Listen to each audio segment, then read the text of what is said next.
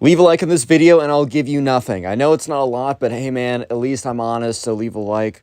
What's up guys, welcome back to a brand new story. Today we have a story of a spoiled brat who literally has a meltdown in the airport because she has to fly commercial. She can't fly in a private jet, she has to fly commercial and the world is ending, man. No! Yeah, so that's today's story. I know you guys will enjoy it, so sit back, relax, subscribe if you're new, and enjoy stories, and let's just jump right into it. So we're going to call the subscriber who submitted this story Jamie. Jamie was also the name of one of my close friends in middle school, so I'm kind of cycling through my friends' names right now. I don't know if you guys have noticed. But anyways, so yeah, Jamie and his mom are going on a joint vacation with their cousins over the summer. And the summer comes around, and Jamie's cousin, we're going to call her, we're just going to say Jamie's cousin. We're just going to call her the spoiled brat, right? And Jamie doesn't really see her cousin that much, or see his cousin that much. And just because, I don't know, they live in different areas. They get along kind of, but, you know, since, like, it's his mom's sister, his mom's like, I want to hang out with her more. This is a great opportunity. And Hawaii is a really nice place. Oh yeah, by the way, they're going to Hawaii. Pretty cool spot. I've never personally been, but I've definitely heard really good things. So anyways, they're going on a trip to Hawaii together, and they're driving next to the same airport. I know I said that they live far away from each other earlier, but it was the spoiled brat and her mother were they had, for some reason, they were in the area, like they either were taking a vacation near. It was like this was part of their vacation, so they were taking a vacation near where Jamie and his mom lived. So they decided to meet up real quick before to get like lunch or something and then drive to the airport together. So after getting lunch together, Jamie and his mom and the spoiled brat and her mom, they're all driving to the airport in one car. They park it and they go up. And here's one thing. Jamie has kind of assumed that, the spoiled brat, has been to an airport before. And I'm not saying, because, she was, 15 at this point. Jamie was 16. These are not young kids. It's not like she was 7 and had never been in an airplane before. She had flown around a lot. And Jamie has looked on the spoiled brat's Instagram, and she's posting photos from all these crazy locations, really cool places in France, Italy, Spain, literally everywhere, bro. So she's been on an airplane before. However, little did Jamie know was that she has been on an airplane before, but they've all been private, bro. They've all been private jets. I don't think I've ever been on a private jet before, but that sounds pretty cool. But I could never imagine, not knowing what it's like to fly normally, bro. The only thing is flying private. But anyways, Jamie doesn't know that yet. So anyways, they get to, the airport line, and I know if you guys have ever flown before, it's a disaster. The second you walk in, there's 1,000 people walking all around, yelling on their phones, sweating, whatever. It's not fun. Going to the airport is never that fun, you definitely just do it because you have to do it. So Jamie and his mom are kind of used to this. They're not big travelers, but Jamie travels at least once a year in the airport, so he's used to this. He doesn't like it, but he's used to this. However, the spoiled brat, her eyes widen. You could see, it's as if this girl saw a ghost or something, dude. She immediately turns to her mom and is whispering something to her. And her mom is very sternly chop, chop, chop.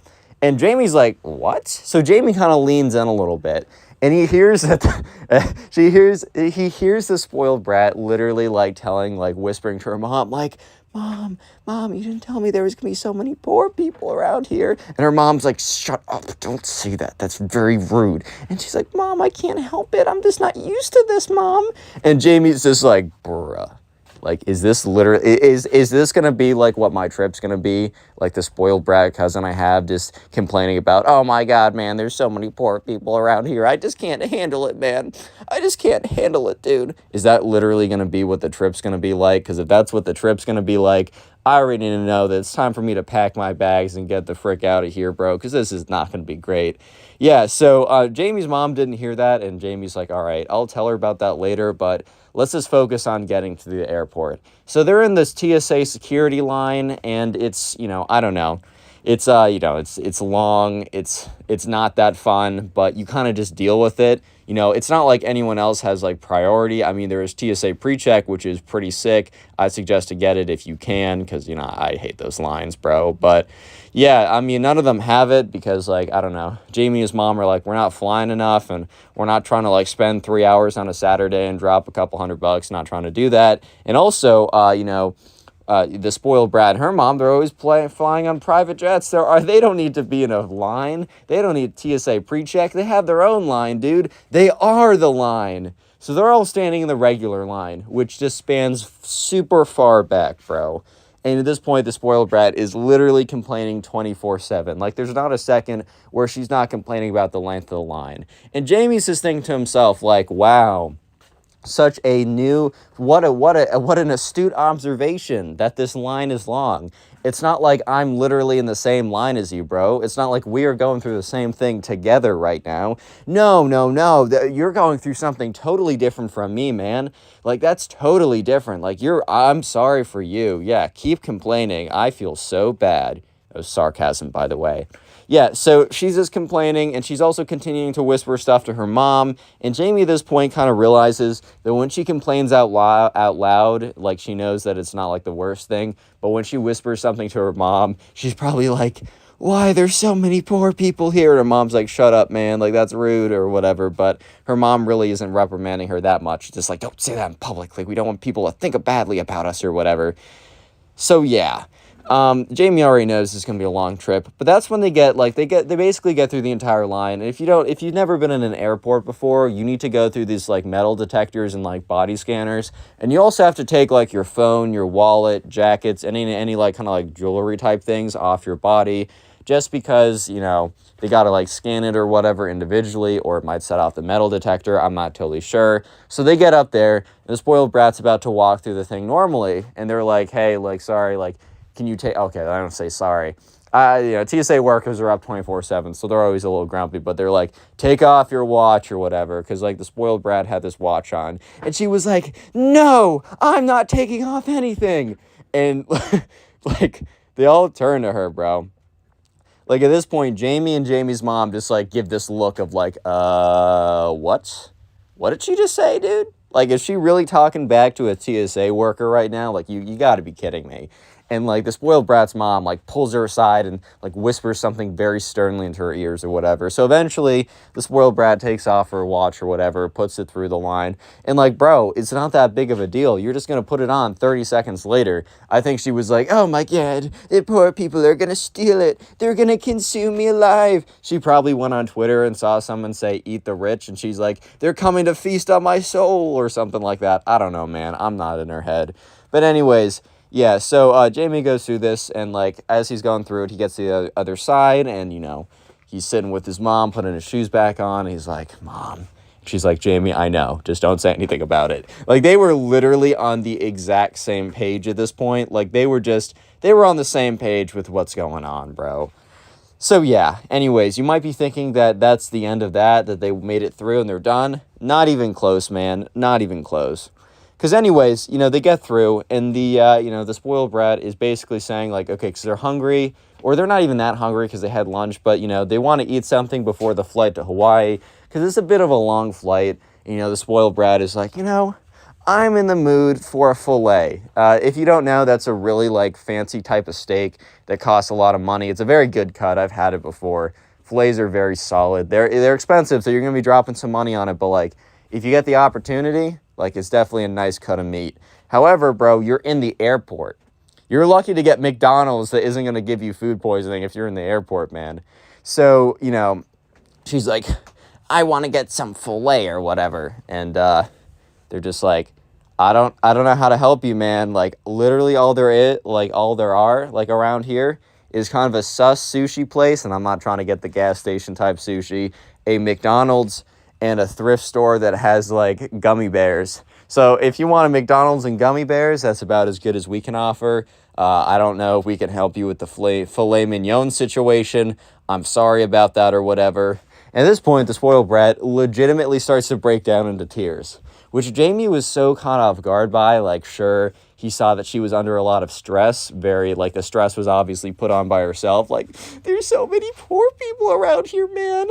I just can't handle it. Like, bro, come on now. But she literally breaks down into tears and is like, I've never flown commercial in my life. Mommy, I never want to fly commercial ever again. It's the worst. Like, I have to wait in these lines and I'm surrounded by gross people. AKA poor people is what she was trying to say. Like, this girl was literally going off the deep end at this point. It was crazy, man. But, yeah. So, yeah. Yeah, just let that all sink in, man. Just let that all sink in. And at this point, I don't know, like, Jamie's just, like, looking at his mom, and he kind of gives her a look of, like, what? Like, a lot of confusion or something? Because he was really confused when the spoiled brat said, like, quote, in quotes, like, I've never flown commercial before. Because he just kind of assumed, like, he knew that they had money or whatever, but he didn't know that they had private jet 24/7 money. Like, that's just a different type of money, if you know what I mean, right? That's crazy stuff. And yet she's just like, I've never flown commercial before, and I never will again. This is a scarring activity. And, like, the spoiled brat's mom's like, don't worry, honey. I'll get you therapy for this. And, like, look, honestly, I'm a big proponent of, like, you know, getting yourself checked up, having someone help you through stuff that you need help through. Like, I'm a huge proponent of that. However, bro, you don't need therapy if you've just been in a public space. If you've been around people and that make less money than your dad, you do not need to go to therapy, bro. That's all I'm saying. Maybe I'm the jerk here. I don't know. I don't totally. Maybe, man. Maybe you caught me. I don't know, man. However, all I'm saying, man. You don't need therapy because you've been around poor people, bro. That's so crazy. But anyways, you know, Jamie and his mom are like, haha, okay, guys, we're going to go and get some food. So Jamie and his mom go to McDonald's or whatever, which I'm sure the spoiled brat would literally puke if she saw the people inside of McDonald's because, oh my God, I can't handle it anymore. So they're just sitting there. They got a seat. They're having their, like, I don't know, their cheeseburgers or whatever. And Jamie sits down and he's just like, wow. And Jamie's mom's like, yeah. Look, my sister, she's very nice or whatever, but she's probably struggled a bit raising her daughter. I don't know what's gotten into her. Like, hopefully this is just a phase, but I don't know. Yeah, and Jamie just saw, like, the look of just, like, disappointment on her mom's face at, like, the way that her sister raised her daughter, which, like, that's totally fair, bro. She definitely messed up raising that kid, because, like, no kid who's, like, I don't know, man. If you're doing that, it's time to stop. Like, taking out that old 2015 internet meme, it's time to stop, get some help or whatever. It's time to stop, man. But now it's time to actually board, so they get up there, and understandably, right, you know, the spoiled brat is on the very first class seats or whatever. I've never sat in the first class seats, but whenever I pass by them, I'm like, dang, that looks comfortable. But it's also, like, 3 times as expensive. I'm like, dang, that's not worth it. All I'm saying, that is not worth it. But yeah, they get into the seats, and, you know, like, Jamie's and his mom are kind of, like, waiting, because, you know, I don't know, when you've boarded an airplane before, if you've never done that, people, like, will put their bags in the overhead compartment, so it's not, you don't immediately walk to your seat, you kind of have to stand there for a second. And so while Jamie is kind of is standing there, he can overhear the spoiled brat, like, complaining to her mom, like, Mom, I don't have enough leg room here. These seats are so cramped. Dude, I don't know if you've ever seen the first class seats, but those are not cramped. You literally could stretch out. I've seen first class seats where you can literally lie down, go to sleep. I'm not saying you're going to get a good sleep on an airplane, like, no matter how nice it is. I don't care if they put your entire room in an airplane. Like, I don't think you're going to get the best sleep ever. However, man, like, come on now, bro. Come on now. Like, it's not that bad. It's really not, it's not that deep, you know? It's like, it's fine. You'll get over yourself. But Jamie, right, has to stand there while his spoiled brat cousin is just going insane over how she's struggling to, like, make it in the seat right now, while Jamie has to walk over to, like, his 48F seats all the way in the back of the airplane that literally had, like, 15 seats in one row, where he has to sit on some other dude just to, like, get his seat, right? So he's like, yeah, this is not fun. And his mom is, like, Jamie's mom is also holding her tongue, because she's probably, you know, she's not excited to get the middle seat or something like that, because that's just how it worked out. They kind of were late to getting tickets, so both Jamie and her got middle seats in different rows. So Jamie's mom was also holding her tongue when she overheard the spoiled brat being like, Mom, I don't have enough room. Dude, literally, I don't know how she could have more room without being in the middle of the Atlantic Ocean at that point. Like, I don't know, man. But anyways, eventually Jamie and his mom go, like, they sit, like, the flight happens, and when they're done, you know, they get out, and they're in Hawaii. How could it get worse? Oh, well, it does. Real quick, if you made it this far into the video, comment spoiled down below. That'll be the secret word of the day. And also, if you want to support the channel, one of the best things you can do is by watching old videos. And an easy way to do that is click the link in the, after you're done watching this video, of course. But in the pinned comment, I left a link to my storytime playlist. It has every single storytime video on the channel. So if you want to support the channel, click the link, have that playlist running while you're doing something, and please let me know in the comment section if you're going to do that, because I really, really do appreciate it. I'll try and heart your comment, reply, and say thank you. Anyways, let's get back to the story, as it's about to get pretty interesting. Okay, so they land in Hawaii, and yeah, it's beautiful out there. It's nice, and you know, Jamie and his mom had a very difficult trip. They were in the middle seat. It was like turbulent. It was uncomfortable, right? But, you know, but they're getting off the plane, and remember, Jamie and his mom just had like a really, like, they had like the worst seats possible, while the spoiled brat had a pretty nice seat or whatever. And immediately the spoiled brat starts complaining, not like that was like a shock to anyone or anything, but she was just like, oh my God, that was the worst travel experience ever. I was so cramped. I could barely rest. And at this point, like, Jamie and his mom kind of look at each other, because they're probably just thinking to each other, all right, now, we can't be mean here. We can't say anything. We have to pretend to be sympathetic, because we have to spend the next, I don't know, 3 to 4 days with these people. Like, let's just, like, power through it. It's whatever, man. So, yeah, they, you know, they're just kind of like, oh, yeah, we had a tough time, too. And the spoiled brat almost looks at them with this look of, like, no, you didn't. Only I'm allowed to suffer, or something like that. I don't really know, bro. It was already off to a bad start. So they get in the car and they drive to their hotels. However, the thing is, Jamie and his mom were in a very kind of like normal hotel, like, I don't know, like a Marriott or one of those kind of like chain hotels. It did the job. You got a hotel room, had like a TV in it, you know, it had a bed, and, you know, it wasn't infested with bed bugs or anything, or at least most of the time it wouldn't be. So that's pretty good. However, the spoiled brat and her mom were in like a 5-star crazy resort type thing. So, yeah, and on the whole drive there, so basically they were driving, or they were being driven like by an Uber or something, or a ride service, to a place where they were going to, where they rented cars. So they were, while they were driving there, you know, the spoiled brat went from complaining about the plane ride to complaining about her hotel. And at this point, Jamie was like, bro, are you serious? Because she was like, they only have 2 pools, or their pool is only like 600 feet. I need at least 1,000 feet to do my laps properly in the morning, or something along the lines of that. Like, complaining about how the really awesome amenities weren't awesome enough. That was basically what it boiled down to, which I thought was pretty funny.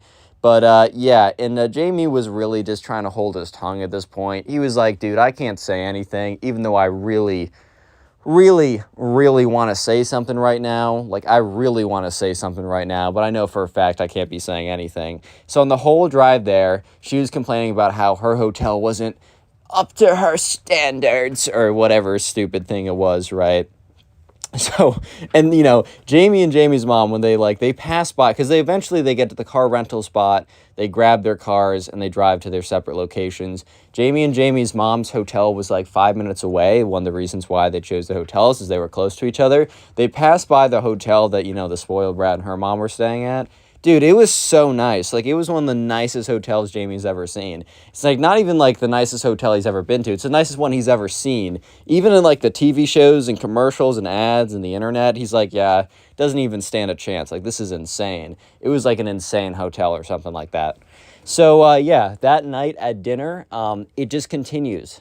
The annoyingness continues, man, which I know is kind of hard to believe, but, yeah, it's, Jamie learned something very interesting.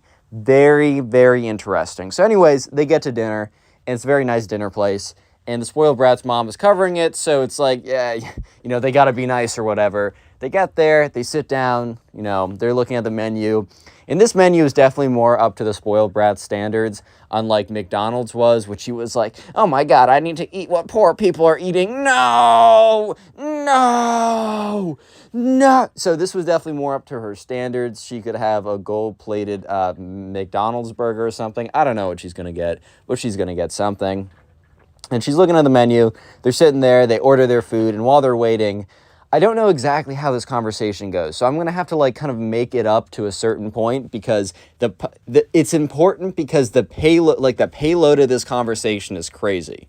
The payload of this conversation, where it leads somehow, right? They're on the topic of like shopping. I don't know how it got there, but they're on the topic of shopping. And eventually it gets to a certain point where somehow it is revealed that the spoiled brat spends over $10,000 a month on like clothes and stuff. And Jamie's reaction was like, he literally dropped his fork. He's like, oops, my bad. But it was just out of pure shock. His body, like, and Jamie's mom is like, $10,000 a month, bro. What? How do you spend $10,000 a month? Are you serious, bro? Like, are you serious right now? You're spending $10,000 a month on what? So anyway, somehow the conversation got to it. And the thing is, the spoiled brat very casually was like, yeah, I'd probably drop around like $10,000 a month or so. Or it was like, no. It wasn't the spoiled brat who said that. Because the spoiled brat has no idea how much she's actually spending. She literally doesn't even look at the price tags. She's like, on the song lyrics, like, oh, I don't even look at the price tag or whatever. That was her life. She was just given a credit card. She just memorized the card details and she just put that stuff in. But I think it was the spoiled brat's mom, like very like jokingly, it was like, yeah, oh man, like spoiled brat over here, and says like her actual name, but I'm just going to say spoiled brat. Spoiled brat over here is quite the shopper, normally running up a little over $10,000 a month. And that's when Jamie, like he just kind of like melted into his seat, bro. He was like, bro, what? Huh? Did I hear that wrong, dude? Like, do I have stuff in my ears, bro? Like, is there stuff in my ears right now? Am I perceiving the world around me incorrectly? Like, what? Huh? Bro? And yeah, even like Jamie's mom was drinking some water. She was mid gulp of a water. She's like, huh? Bro? What? Okay, I don't know if she said bro with a question mark at the end, but she was like, kind of gave a look. And it's funny, the spoiled brat's mom continues on speaking as if she didn't just drop a nuclear bomb, bro. It's like she didn't just drop a hydrogen bomb on them, bro. She's speaking like she said nothing. She's speaking as if like she's just like, I don't know, oh yeah, a casual day where my daughter spends $10,000 a month on clothes. What? Dude, how do you even spend $10,000 a month normally? I'm counting rent, I'm counting food, I'm counting like giving yourself decently nice clothes. I'm counting some amenities. I'm counting maybe a trip too. How do you spend $10,000 in a month, man? Like, I just don't understand how that happens. And that's from my perspective. That's not even from Jamie's perspective. Obviously, he agrees. But just from my perspective, bro, like, how do you even get close to that? Like, even if you're the main, like, especially though, because the spoiled brat, she doesn't like live somewhere. She isn't living on her own. And even if you're living on your own, $10,000 a month, are you sending your kid to college? Is the spoiled brat secretly had kids and she's sending them to college? Like her kid, like she's 15 and our kids are 16, defying the laws of physics and gravity? Like what? Bro, what's going on right now? And yeah, the craziest part was the spoiled brat's mom was continuing to talk like nothing happened. And like 10 minutes later, Jamie's like, I gotta go to the bathroom because he has to comprehend what just happened. And Jamie's mom also is like, oh, let me go freshen up as well. So they both walk out, and it's almost as if they both know that they wanted to talk to each other, because immediately once they got out of like earshot or whatever, they turn to each other and they're just like, what? And Jamie's mom's like, oh my God, like, can you imagine $10,000 a month? And Jamie's like, yeah, I'd buy so much stupid stuff. And he's like, how does like someone spend, even like as like a kid especially, how do you spend like more than $100 a month? Like, unless you're like getting food for yourself, like on just stuff. That's the thing. We're not even counting food. We're not even counting other stuff like that. We're just counting stuff. Dude, how do you get $10,000 worth of stuff in a month? Even getting $10,000 worth of stuff in a year is like, what? Like, you're spending way too much, but in a month, you're spending $120,000 a year on clothes. You better not be I mean, is she trying to build a house out of Supreme bricks? Are you serious? What? Anyways, so yeah, they have a whole conversation about that. Jamie is kind of just like, hey mom, if you want to be a great mom, just give me $10,000 a month. And she says, okay, sure, I got you with that. Of course, easy, man. Yeah, so they go back to the table, and it's so weird to them because it's as if nothing happened. It's literally as if nothing happened. And the next night is another night where they go out to dinner. In this one, the spoiled brat has another meltdown. Of course, I mean, what are you expecting? By the way, this girl's like 15 or 16, so this isn't like this girl is 8, right? It's not as if she's still developing and crying or whatever, which still by the time you're 8, you should not be melting down because you have to be near people that have less money than you. Meh. Right, but at the same time, bro, she is 16, she is 15, like, you gotta chill, you gotta relax, man. You gotta relax. But anyways, so they go to this restaurant, and the thing is, this restaurant's like one of those very, like, bougie, fancy, like, restaurants on the beach shore or whatever, and it's a very fancy restaurant in general, but apparently there were, like, VIP tickets or something, like, or not tickets, but there's, like, super fancy VIP seating, which gives you, like, the best seat in the house, and you get, like, special food or whatever. But they did not get the VIP seat or whatever because, you know, this is just one of their many stops. The restaurant's really good even without, like, the special VIP seat. And, like, the VIP seat was, like, $5,000 or something literally mind-blowing. I mean, maybe not mind-blowing for the spoiled brat who spends 10 grand a month on clothes. Bro, how do you do that? Anyways, yeah, so, yeah, so they get there. The spoiled brat sees, like, a very special VIP seating area. So she kind of points to her mom, says, I want to sit over there. And the waiter, overhearing this, says, oh, sorry, that's, like, we can sit you anywhere except there because that's, like, the special VIP spot. And the spoiled brat's like, we are VIPs. And that's what she says to the waiter. And the waiter's like, well, not on the reservation. It doesn't say so. Like, that's like, you have to, like, pay a lot of extra money for that. It's normally just for, like, really huge celebrations. Trust me, all the other seats are really good as well.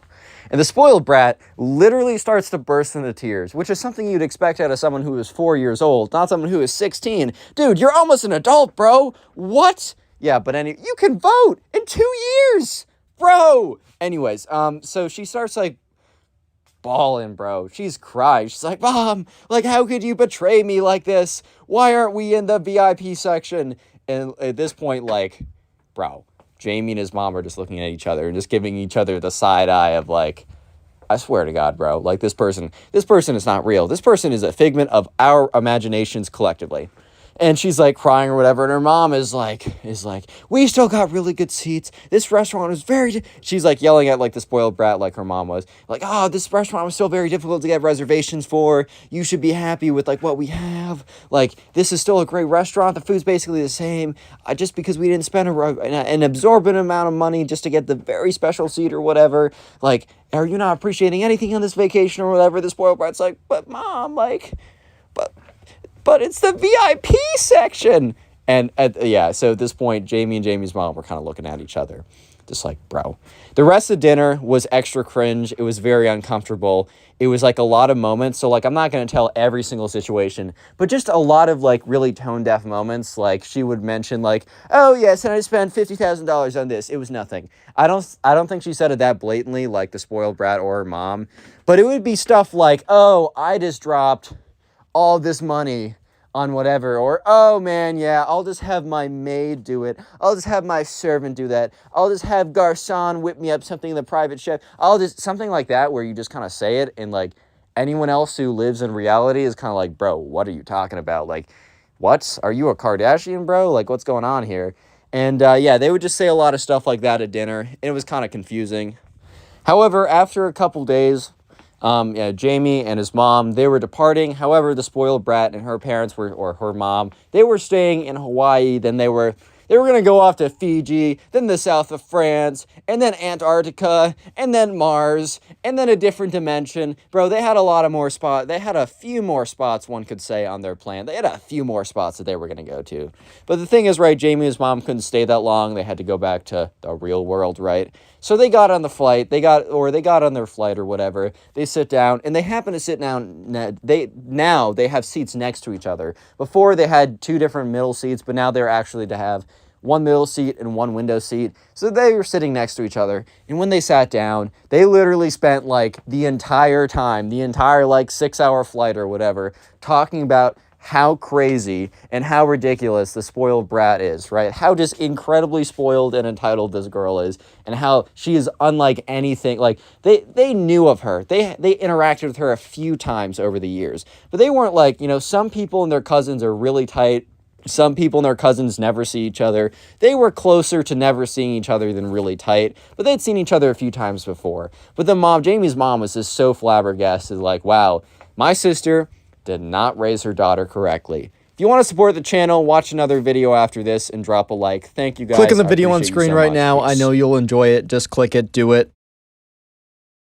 How's it going, everyone? Today I got probably one of the craziest stories I've ever received. I know for a fact you will enjoy it, so sit back, relax, subscribe if you're new, and let's just get right into it.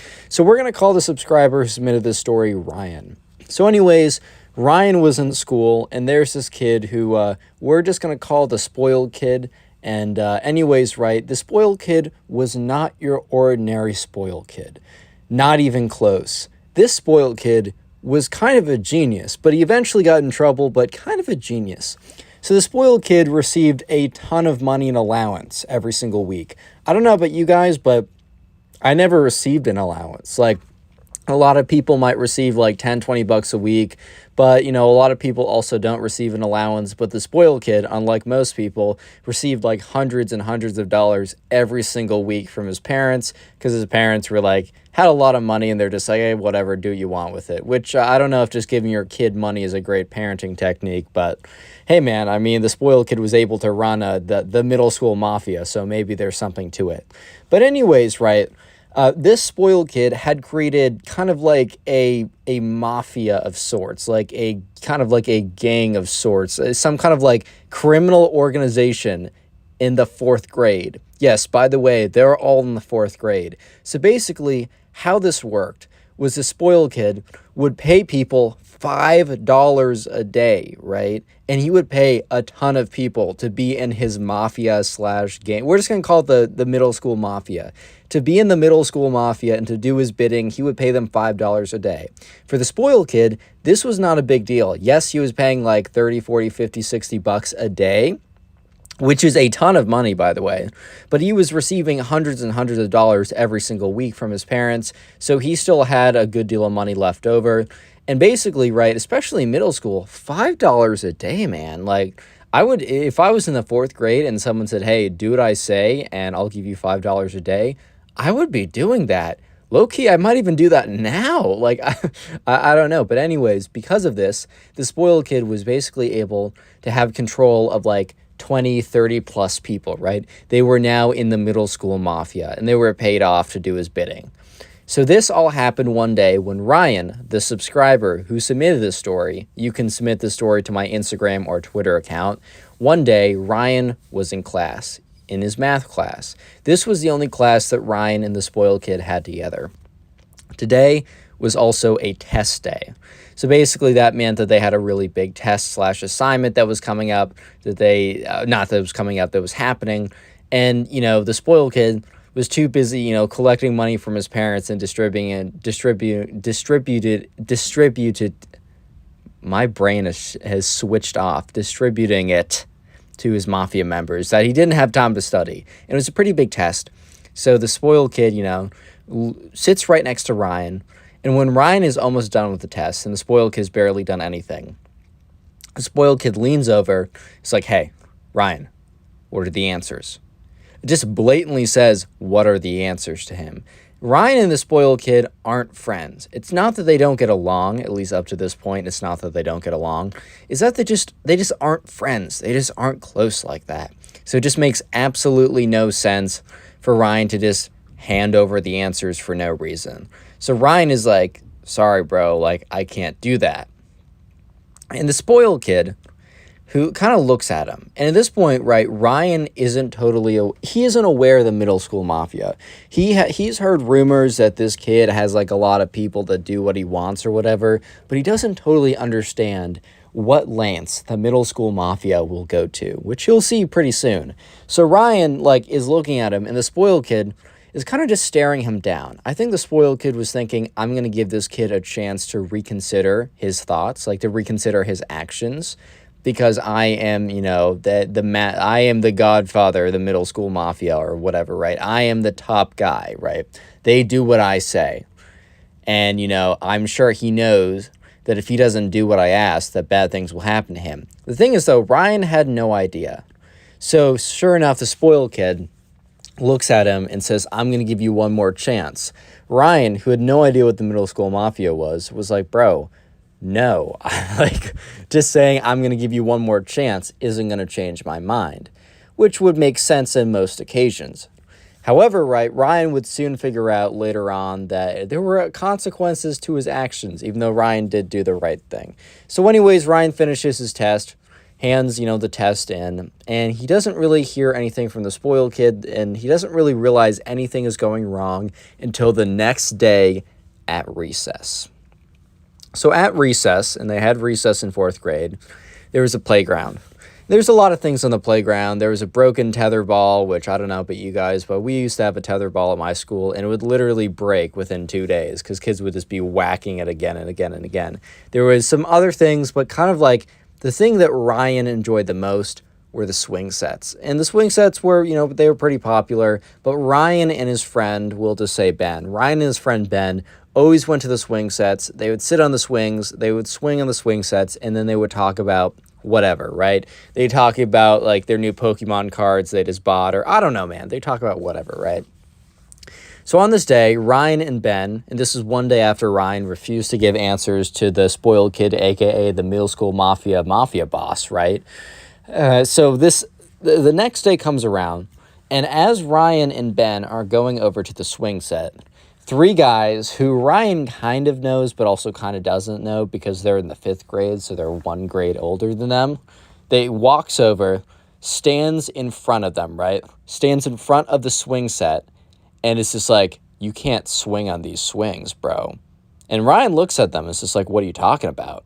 By the way, these stories are on Spotify. First thing, the link in the description. If you do use the Spotify, please rate it 5 stars. But anyways, sorry. Ryan and his friend Ben are stopped at the swing set by 3 5th graders, 1 grade older that they don't recognize. And the 5th graders say, you can't sit on these swings. Like, you can't get to these swings, man. Like, we're not going to allow you. And Ryan and Ben are like, what are you talking about? Do you guys just want to use the swings? And they say no. And this is what really confuses Ryan, because Ryan was sure that, oh, okay, whatever. Right, they just want to use the swing set, and, like, that's fine. It's a little aggressive to be like, you can't use them, instead of saying, hey, man, like, we were just about to get on. Okay, whatever, right? But then the kid's going to say, you're blacklisted on the middle school mafia. You are, like, the #1 target right now. I'm sorry, but these swings are property of the middle school mafia, and anyone blacklisted is not allowed on the swings. So at this point, Ryan is just like, what? He's so confused because he doesn't even know what the middle school mafia is. He knows the spoiled kid. He's heard rumors that the spoiled kid has like people working for him or something like that. But anyways, he doesn't know what the middle school mafia specifically is. So he looks at him. He's like, what are you talking about? Like, what's the middle school mafia? And the 3 5th graders look at each other. 2 of them are like laughing or whatever. And the third is like, oh, you're about to know what the middle school mafia is, bro. You're about to know. And so they all just stand there, almost like a bouncer, right? Just standing there, making sure that he doesn't get to the swings. And Ryan and Ben are like kind of standing there. And Ben is like, so when are you guys going to be done with the swings? Because Ben doesn't totally get it. I mean, Ryan's pretty confused, but he at least understands that, oh, like, I'm not going to get used to these swings. And the kids respond to Ben. One of the 5th graders says, yeah, we'll be done when recess is over. You can come back then, which obviously recess is over means they can't use the swings. But Ben is like, oh, okay. So Ben and Ryan, they walk back, and Ben's like, what was that all about? And Ryan's like, dude, I actually have no idea. Like, I'm super confused. I don't totally understand what this middle school mafia thing is, but I got to look into it. I did hear that, like, this kid, like, in my class has, like, people who work for him or something really weird. I don't know if there's a connection there. I guess we'll find out. So anyways, Ryan decides that he's going to ask around. And when it's lunchtime, he sits at the table, and he just says, hey, like, boys, does anyone know what the middle school mafia is? And one of the kids turns and looks at him, and, like, a lot of kids shake their heads no, but one kid turns and looks at him and says, like, yes, like, I can tell you about it, like, why do you need to know? And he says, oh, someone said I was, like, blacklisted or something. And the kid who said, I know a thing or two, is like, oh, dude, I'm so sorry. And Ryan's like, what? Why are you sorry? Like, is something wrong? And the kid kind of looks at him and kind of like grimaces a little bit. He's like, all right, man, like, so basically, you know the spoiled kid, and obviously says his actual name. And Ryan's like, yeah, that kid was in my class. He's like, okay, so basically, that kid runs an organization of these other kids that he basically pays every day to do his bidding. He asks them to do something, they'll do it. And basically, it's turned into this type of like mafia thing, and they call themselves the middle school mafia. And it's kind of it's an unfortunate situation. I mean, if that kid doesn't like you, life's gonna be pretty hard. And Ryan's like, well, he did ask me for the test answers yesterday, and I said no to him. And he said, like, he gave me a look and said, I'll give you another chance to rethink it. And, you know, Ryan's friend's like, well, did you rethink it? Did you tell him? And Ryan was like, no. Why would I retell him? Or, like, why would I tell him that? That makes no sense. Like, he just wants the answers. So anyways, Ryan asked a few more questions. He said, oh, like, what does it mean to be blacklisted? And the kid says, I don't totally know, but what I've heard, it basically means that, like, they're going to make your life very difficult, at least until you get off that list. And then Ryan's next question, pretty logically, is, okay, how do I get off that list? And the kid says, I don't know. Basically, the spoiled kid decides who is on the list and who's off, and like who gets off the list as well. I think you're probably going to have to go to him and talk to him about it. And Ryan is like pretty abrasive. He's like, bro, I'm not doing that. Like, that kid sucks. And like the fact that he's doing this because I didn't allow him to cheat off of me, like, is even worse. Like, I don't really care. I'm not going to go to him. I'm not going to beg for his forgiveness or whatever. It's fine. I'll just deal with not being on the swings for a couple days.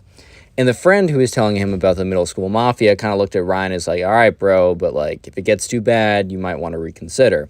And Ryan was like, no, like, that's not going to happen. Next day comes around.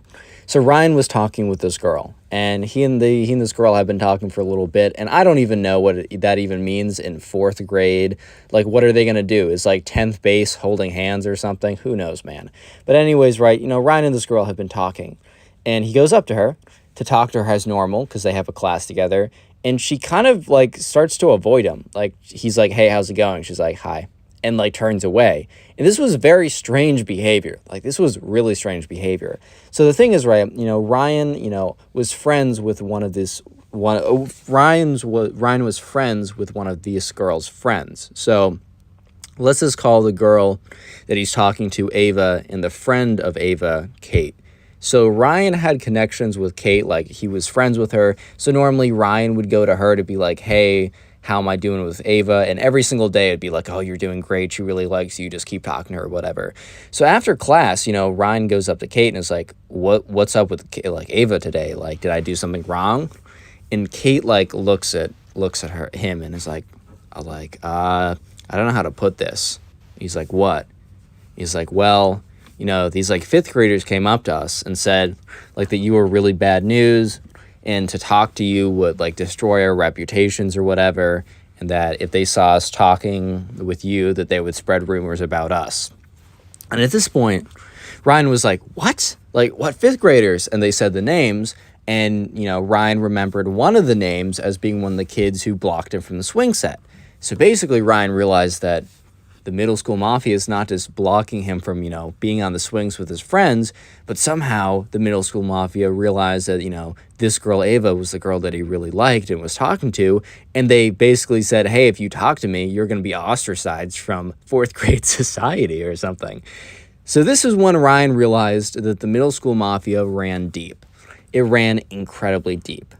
And that they knew a thing, like that they must know a guy who knows a guy who knows a guy who somehow knows Ryan is like talking to this girl. So Ryan is like, you know, looks at Kate and says, hey, like, I'm going to tell you like what's up. And so he goes on to say everything that happened.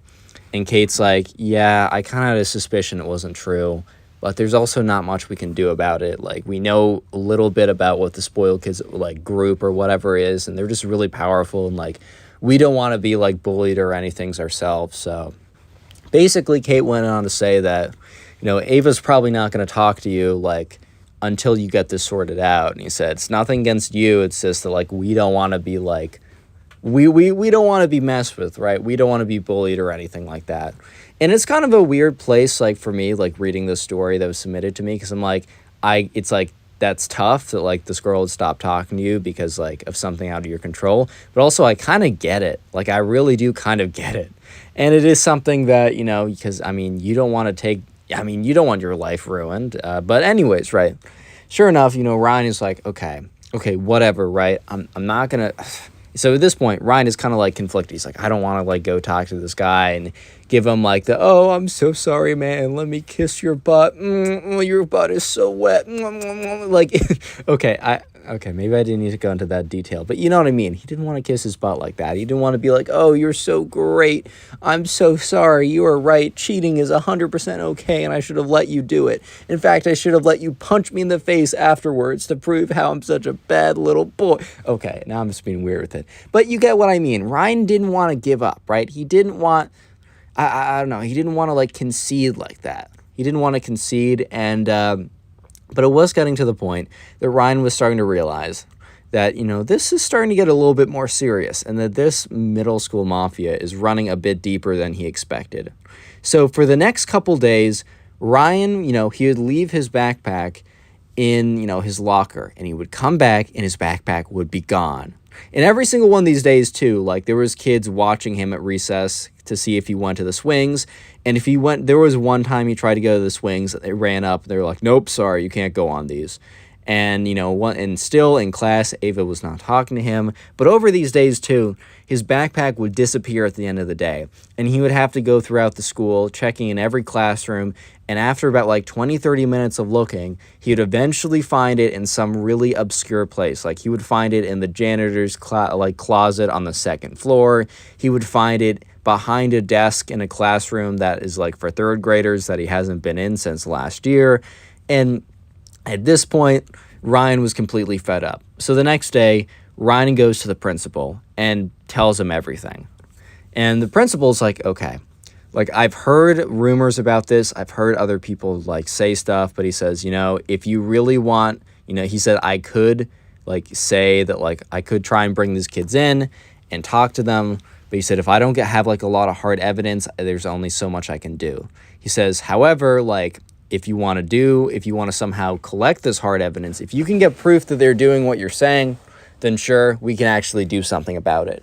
So Ryan and his friend, Ryan and Ben, or Ryan goes back to Ben or calls him on the phone or something and is like, hey, like I need proof and I need to like figure out how to do it. So they sit down for like 3 hours and they're trying to figure out a plan. And eventually they come to the plan that basically what Ryan is going to do is he's going to ask the spoiled kid to talk, right? That he wants to have like a concession.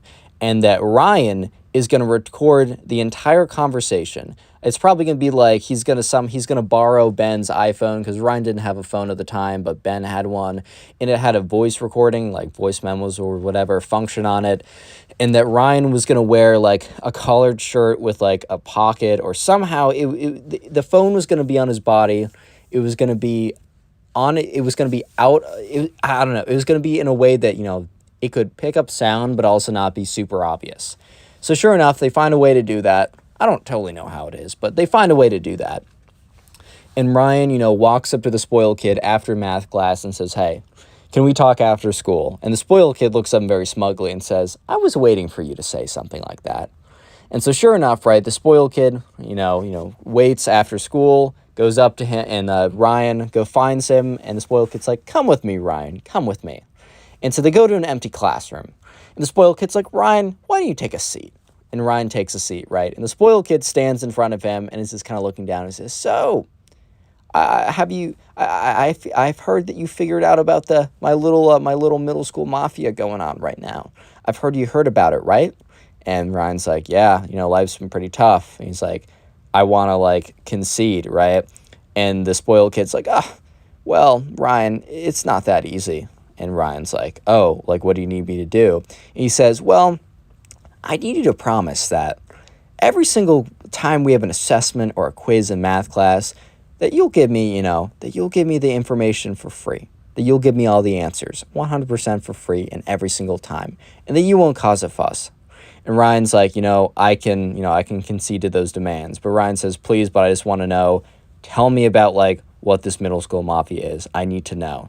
And basically, right, somehow this worked. The spoiled kid went on a complete ego trip maniac rant where he said literally every single detail. He talked about how his parents give him so much money because they're afraid of him, and that he takes that money and spends a little bit on pays like tens of people or whatever, 10, 20, 30 people to do exactly what he wants to do. He says that he's like, threatened and other people to do his bidding, that he basically runs the school. And Ryan keeps pressing, like, who exactly? Like, I want to know. Spoiled kid literally names every kid in the middle school mafia. And then Ryan goes on to say, can you tell me more specific things about the people that you've threatened or whatever? It's like, if this kid wasn't in the 4th grade, he would have known that Ryan was wearing a wire. But this kid was in the 4th grade. He was having an ego trip because all the 5th graders did what he wanted to do. And he basically explained everything. And afterwards, Ryan's like, all right, man, I'll give you all the answers from here on out. And so afterwards, Ryan leaves. He takes the phone out of his pocket. Thankfully, it was recording. That would have been embarrassing if it was not recording. And he checks it. The audio is a little bit muffled, but it's clear enough that you can hear what's being said, and the voice is distinct enough that you know it's the spoiled kid. So after the next day, Ryan first thing goes up to the principal's office, hands him the evidence, and the principal now has something something tangible to basically pursue the middle school mafia with. So basically what happens is the principal, within a couple hours, calls up both the spoiled kid and all 20, 30 members of the middle school mafia to his front office. This has been like the only time, because like people have been called up to the front office before, but this is the only time that a list of like 20 to 30 seemingly random people have all been called up. The punishment to the spoiled kid was probably the worst. He was suspended for a couple days. He was told to write a paper apologizing to Ryan and apologizing to everyone else that he's like tormented or whatever. And he was also he got the worst punishment. Everyone else in the middle school mafia, they had 1 day of in-school suspension, and also they were asked to also write up why, it was wrong for them to take money to do immoral deeds or whatever. And also, from that point on, it was a school rule that you could not bring money into school, and you also couldn't have money in school unless, specified by the teacher that you needed to bring in money for, a field trip. I don't even know. If you were caught with money in the school, it was, actually pretty harshly punishable from that point on. And, Ryan did not end up giving the spoiled kid any math answers from that point on because he didn't hold any power. It's just how it is, man. Leave a like if you haven't already. Go watch. Click on the video on screen right now. I know you'll enjoy it. Just click it. Do it.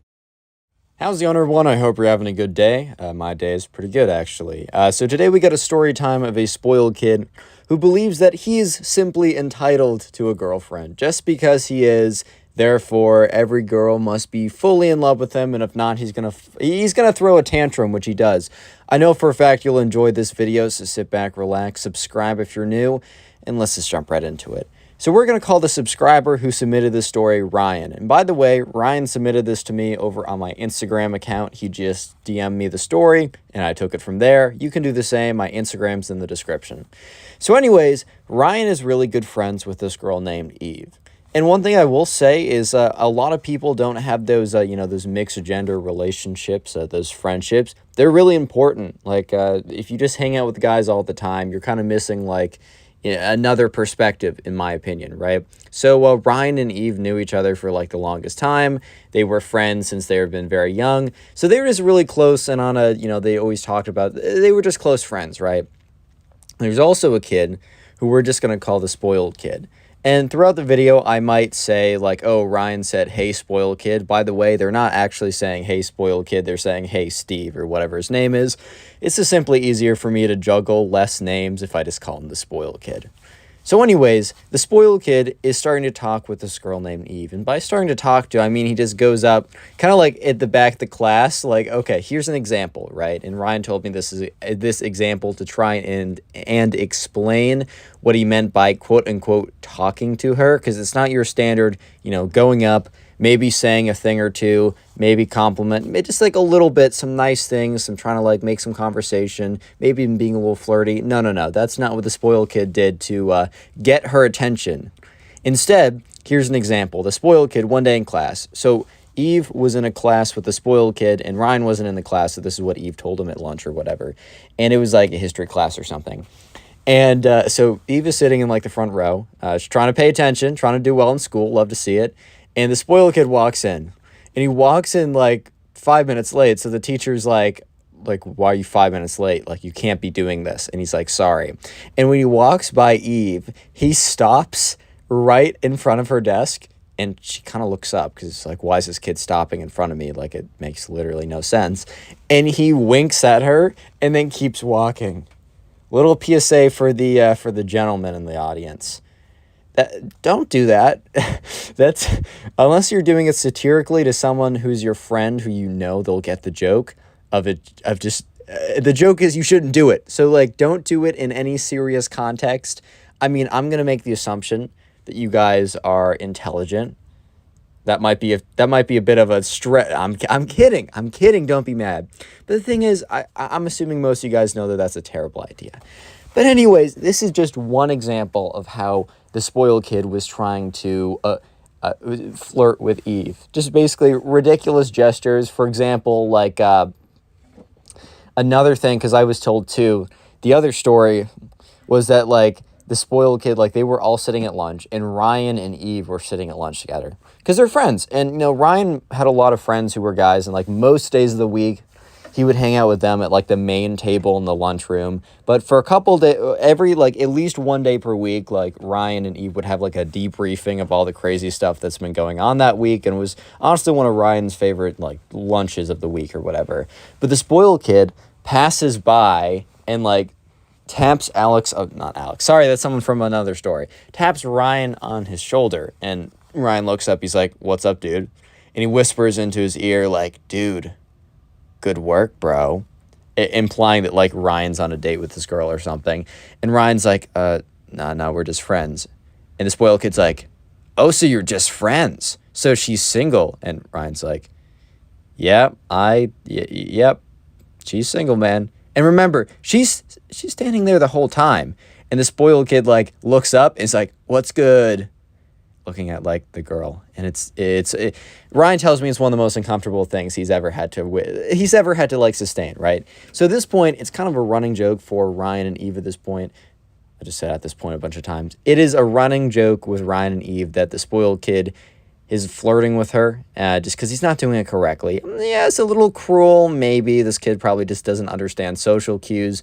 I can definitely say when it came to trying to woo the ladies, I've not always been most in with the social cues. I mean, there's story times on my channel that you guys, that are from my perspective, that if you know, you know, I've not always been that great. Don't write letters. Anyways, I'm not letting you get that story yet.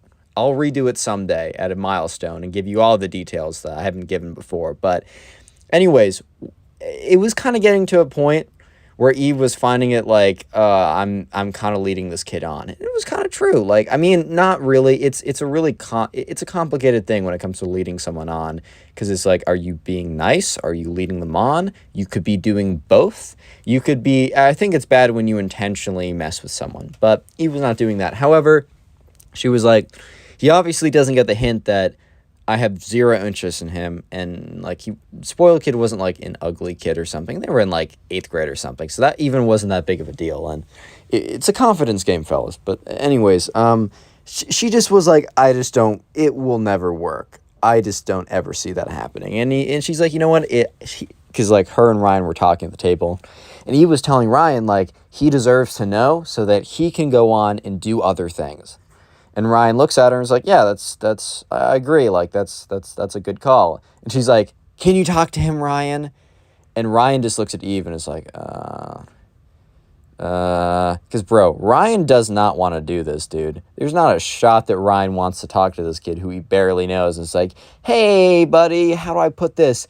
That girl you keep talking to, well, she just doesn't like you. I'm sorry. Like, this is really an awkward conversation. He doesn't want to have it. It's just not great. It's not great, man. It simply is not great. But, you know, Ryan being good friends with Eve and realizing that, you know, this is, you know, she's trying to do the right thing, but it would be even more awkward coming from her. Ryan's like, you know what? Fine. You owe me one, but I got you in this one.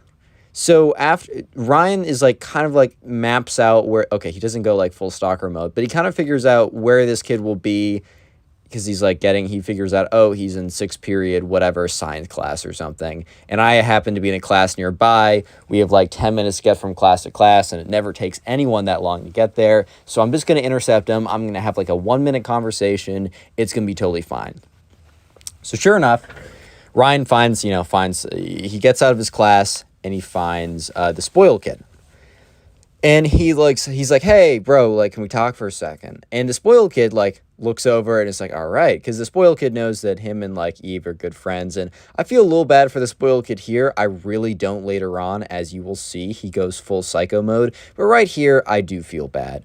And Ryan is like, hey, man, like, I don't have the greatest news for you, but we got to talk. And at that point, the spoiled kid's like, oh, like, okay.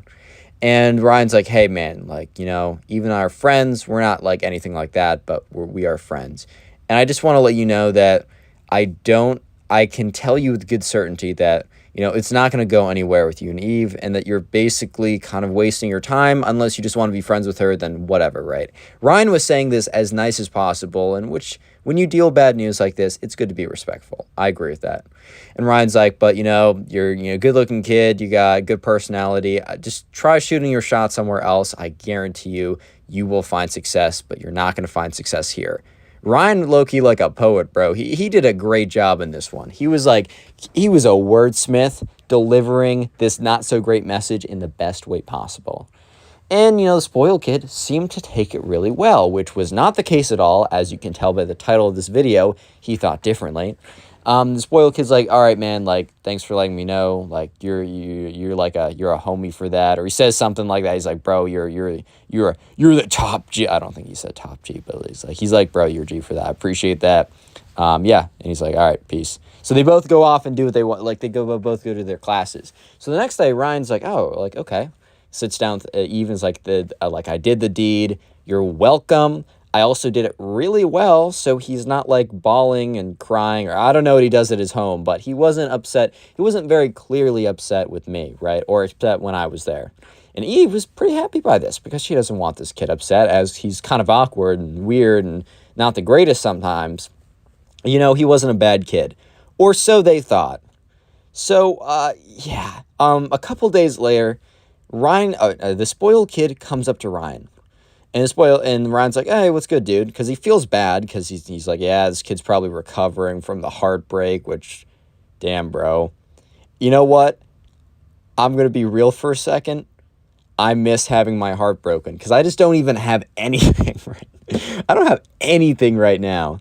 I would rather feel bad than not feel at all when it comes to that subject, which sounds insane. And look, as someone who's gotten played quite often, and half the time the person playing me is myself, actually probably most of the time.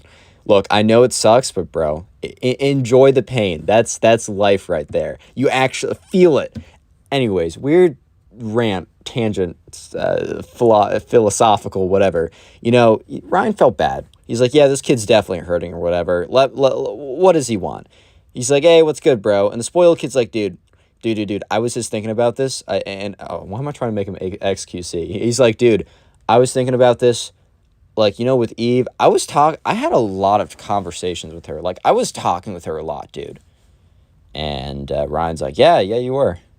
And he's like, bro, I just think that, like, I don't know, after a certain number of conversations, she just, like, needs to be my girlfriend. And Ryan is just like, what? Because Ryan just, like, heard the sentence, but you guys heard it too. That makes literally no sense. Like, it's not a comprehensible sentence. And he's like, bro, I don't understand what you're saying. The spoiled kid's like, dude, I just don't know. I was really thinking about it. I was watching some YouTube videos and reading some comments of people on Reddit and Discord. And they all kind of, like, agreed that, like, I put in the effort, and now she needs to put in some effort back and, like, be my girlfriend. And Ryan looks at him and is like, dude, like, I'm sorry you're going through it right now, but that's just not how these things work, bro. And, spoiled kid's like, no, a lot of people actually agree with me here. Ryan's like, well, I don't, and I know for a fact that Eve doesn't, and that's the important part. And, the spoiled kid's like, well, I was thinking about that, and morally, she should be my girlfriend. And you can't just say morally and then say something that's just completely incorrect afterwards. It's like saying no offense and then being like, you're actually ugly, lol, but no offense, guys. Like, no offense, bro. Or, like, no offense, and he just, like, or it's like, I don't mean to hurt you, dude, and then you just, like, shock onto the face. Like, oh, didn't mean to hurt you, bro. Like, not on me. And Ryan goes on to say, like, okay, man, like, that doesn't really make a lot of sense. I don't know what you mean. And Ryan is like, you'll see, dude. You shall see. So the next part of the story, Ryan was not in the classroom when this happened. So it was told to Ryan when Ryan and Eve sat down and had a debrief, which happened to be earlier than usual just because of the crazy event that happened. So as you remember, as I told you earlier in the story, the spoiled kid and Eve happened to be in the same class. Real quick, these videos are on Spotify, first link in the description if that's your thing. Anyways, you know how Eve and the spoiled kid happened to be in the same class? Well, they happen to have a presentation due. And something about presentations in these stories I receive, they never go well. It's always like a class presentation where the story just gets really, really bad. But anyways, right? It's, the class presentation is due Friday. It's on whatever topic they're studying. I don't know, math class, science class, history class, science, who knows, dude. But they have a class presentation. They go up and they have a slideshow, and it's like pretty brief or whatever. But anyways, the spoiled kid decides to hijack this and do you know what? I'm not even going to tell you what he does a slideshow on. I think a lot of you guys are starting to figure out what he's about to do a slideshow on, but I'm just going to play out the story and let you guys listen. So anyways, this is more from Eve's perspective at this point. So Eve was sitting in the front of the class, and she was kind of just, getting ready for a presentation. She had the butterflies in her stomach, as I think everyone does before they go up for some presentation in front of everyone. She knew that her presentation was good. She knew that she was going to get a good grade because most of it was graded on the content and not necessarily how you performed. But she just, she wanted to do well in front of her peers. I 100% get that. So while she was super nervous, she noticed that, the spoiled kid had no nerves at all. He seemed to have, or at least if he did, he had a perfect poker face, which, he should go into professional gambling. I'm kidding. But anyways, he was just chilling. And at this point, Eve was kind of confused of why this was, but she didn't question it. She just was like, okay. Eve goes up, does a presentation, goes well, and people are just going up and they're doing a good job. No outliers so far. And that's when, the teacher calls the name of the spoiled kid. He's like, spoiled kid, it's time for you to go up. And the spoiled kid, who believes, remember, he just started to talk about, to Ryan, how he believes he is entitled to Eve since, he talked to her for like 4 seconds or winked at her once, but whatever, right? He goes up there and he's like, all right, guys, so I have a bit more of a out of the box presentation. This is a little bit more experimental. And by experimental / out of the box, the spoiled kid literally just meant that he was gonna make a presentation on a topic that was just not what was asked for. I guess that's his definition of experimental, out of the box. But really what that means is just you did not follow the rules of the project. So he plugs in his computer, and on the first slide, it says, like, morals. What is right and what is wrong? And at this point, right, I explained in the beginning, I didn't know what class this was. You know what I do know? It wasn't a philosophy class. It wasn't an ethics class. It wasn't even like a math logic class that was like a logic-based class. It was like a social science or something, or it was just like had nothing to do with philosophy. So right away, the teacher was very confused, but he kind of let it run because he didn't see where it was going. I don't think anyone did. And for like 30 seconds, the spoiled kid goes on about like what is right and what is wrong. And then he starts going into like hard work. When you put in hard work, you should get a result out of it. I mean, it's hard for a reason.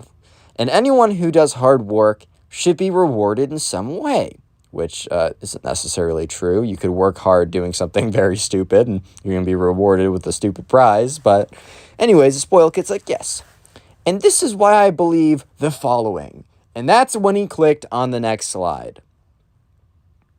This is where things get bad, so strap in. On the next slide, it's... I honestly can't believe this reading this, but the story checks out. The slide said, Why Eve should be my girlfriend, ... a presentation. And the whole class in unison is like, yo. Okay, they didn't all say yo, but like some kids were like, bro. And so the girls were like, like there's a bunch of gasping. There was people, like one kid in the class in the very back of the class started laughing hysterically because I guess he kind of knew what was going on with like Eve and the spoiled kid and had like a sense, so he thought this was extra hilarious. The teacher was too stunned to speak, so the teacher wasn't able to intervene before we saw some more slides. Unfortunately, we didn't see all the slides because the teacher does intervene, which you'll see in a second, but we got a few juicy ones. So he goes to the first of many slides, and he's like, slide one is like, I talked to her at least 3 times. And the spoiled kid's like, you see, I talked to Eve at least 3 times. That means that I put in the effort. I put in the effort and I did hard work. And as we agreed in the first slide, that if you do hard work, you should be rewarded. Right, guys? Right? And he looks around the room and everyone's talking to each other. Some kids are laughing. You already know what's going on, right? And he's like, okay. So on to the next slide. Eve, tasked her little helper boy to go tell me that it was not worth my time to keep talking to her. You know what that's the equivalent to? That's the equivalent of her denying my hard work. And everyone in the class, bro, they're just okay, obviously Eve is not laughing. This is very embarrassing. This is a terrible situation. And also, obviously, I think it's very clear by the way I'm demeaning this kid. I don't endorse this, and it's not a good thing to do. Not just you're playing yourself, but you're also embarrassing whoever you're talking about, and that's not fair, right? So anyways, he's about to get onto slide 3, which, apparently, Eve said that she saw, the little thing on the bottom that's, slide 4 out of whatever. There were 26 slides. I don't know what would have been on the next 26 slides, but I don't know if I want to know, if I'm being honest. And he's about to go to slide 3 when the teacher kind of snaps out of his daze of what is going on. He's like, spoiled kid, this is not the presentation I was expecting. This is absolutely insane. And he goes up and he's stops him from doing another slide. He's like, not only are you just disrespecting me, you're also disrespecting your classmates by very clearly wasting their time with this nonsense. And also, this is extremely inappropriate. This is you need to go to the front office right now. I'll be sending up a full report by the time you get up there, and I hope that on the walk up to the front office, because apparently the front office was kind of far away, I hope that you take that time to reflect on what you just did here. Get out of my classroom. Teacher full on snapped. And this was also the chill guy, the chill teacher, so everyone evilly said damn, this is pretty crazy for this to happen. But anyways, yeah, so that was that's what Ryan was told at their impromptu update meeting. It was an emergency meeting because that happened one period before. Ryan receives a text on his phone being dude, we need to have our lunch now. It cannot wait. And yeah, from that point on, this foil kid, thankfully, no longer spoke to Eve. No more winks. No more hey, what's good, baby? Or anything nothing weird like that anymore. And hopefully he learned his lesson. And if you guys can learn a lesson, just talk to people, man. It's hard. Trust me, you're going to take some L's and you just got to take them with strides, but just talk to people. Don't make presentations about why you're entitled to have a girlfriend. Click on the video on screen right now. I know you'll enjoy it. Just click it. Do it. How's it going, everyone? I hope you're having a good day. Today we got a pretty crazy story. Actually, 2 pretty crazy stories, but the first one is about a spoiled kid who ends up burning down his park. I know you'll enjoy it, so sit back, relax, subscribe to the channel if you're new, and let's just get right into it. So anyways, we're going to call the subscriber who submitted this story Bobby. We're going to call the next subscriber in the next story Hank because we're having a theme. If you guys can guess the theme in the comment section, then congrats to you. Anyways, right, so every single year, Bobby is 15. So for the last 2 years, I shouldn't say every single year, Bobby, hosted a talent show in the park. It was a very kind of nonchalant, fun, have all the neighborhood kids come out with their talents, with huge quotation marks around the talents, because we already know what the talents are going to be. It's I can build Legos with the instructions, or, I don't know, I can drink water while choking out a bit of a sentence at the same time. It's talents, right? And but it was fun. It's cute. Bunch of little kids. And the parents would come and there would be a prize given to the first place, and the prize would just be something pretty dinky as well. But look, when you're 13 or 14 or 15, this is your world. Like, this is all you know. So you really just didn't care. This was important. This was really important, right? So this was the third year of this going on, so it was pretty official. And there was a kid in the neighborhood who we're going to call the spoiled kid. And in every single one of my... Look, spoiled kid is kind of a general term on this channel. It could be someone who flexes all their money that they didn't earn. It could be someone who's just generally very entitled. You could even have a spoiled kid who has no money, right? Or not enough, or like not that much, right? But the thing is, he's just given everything he's wanted.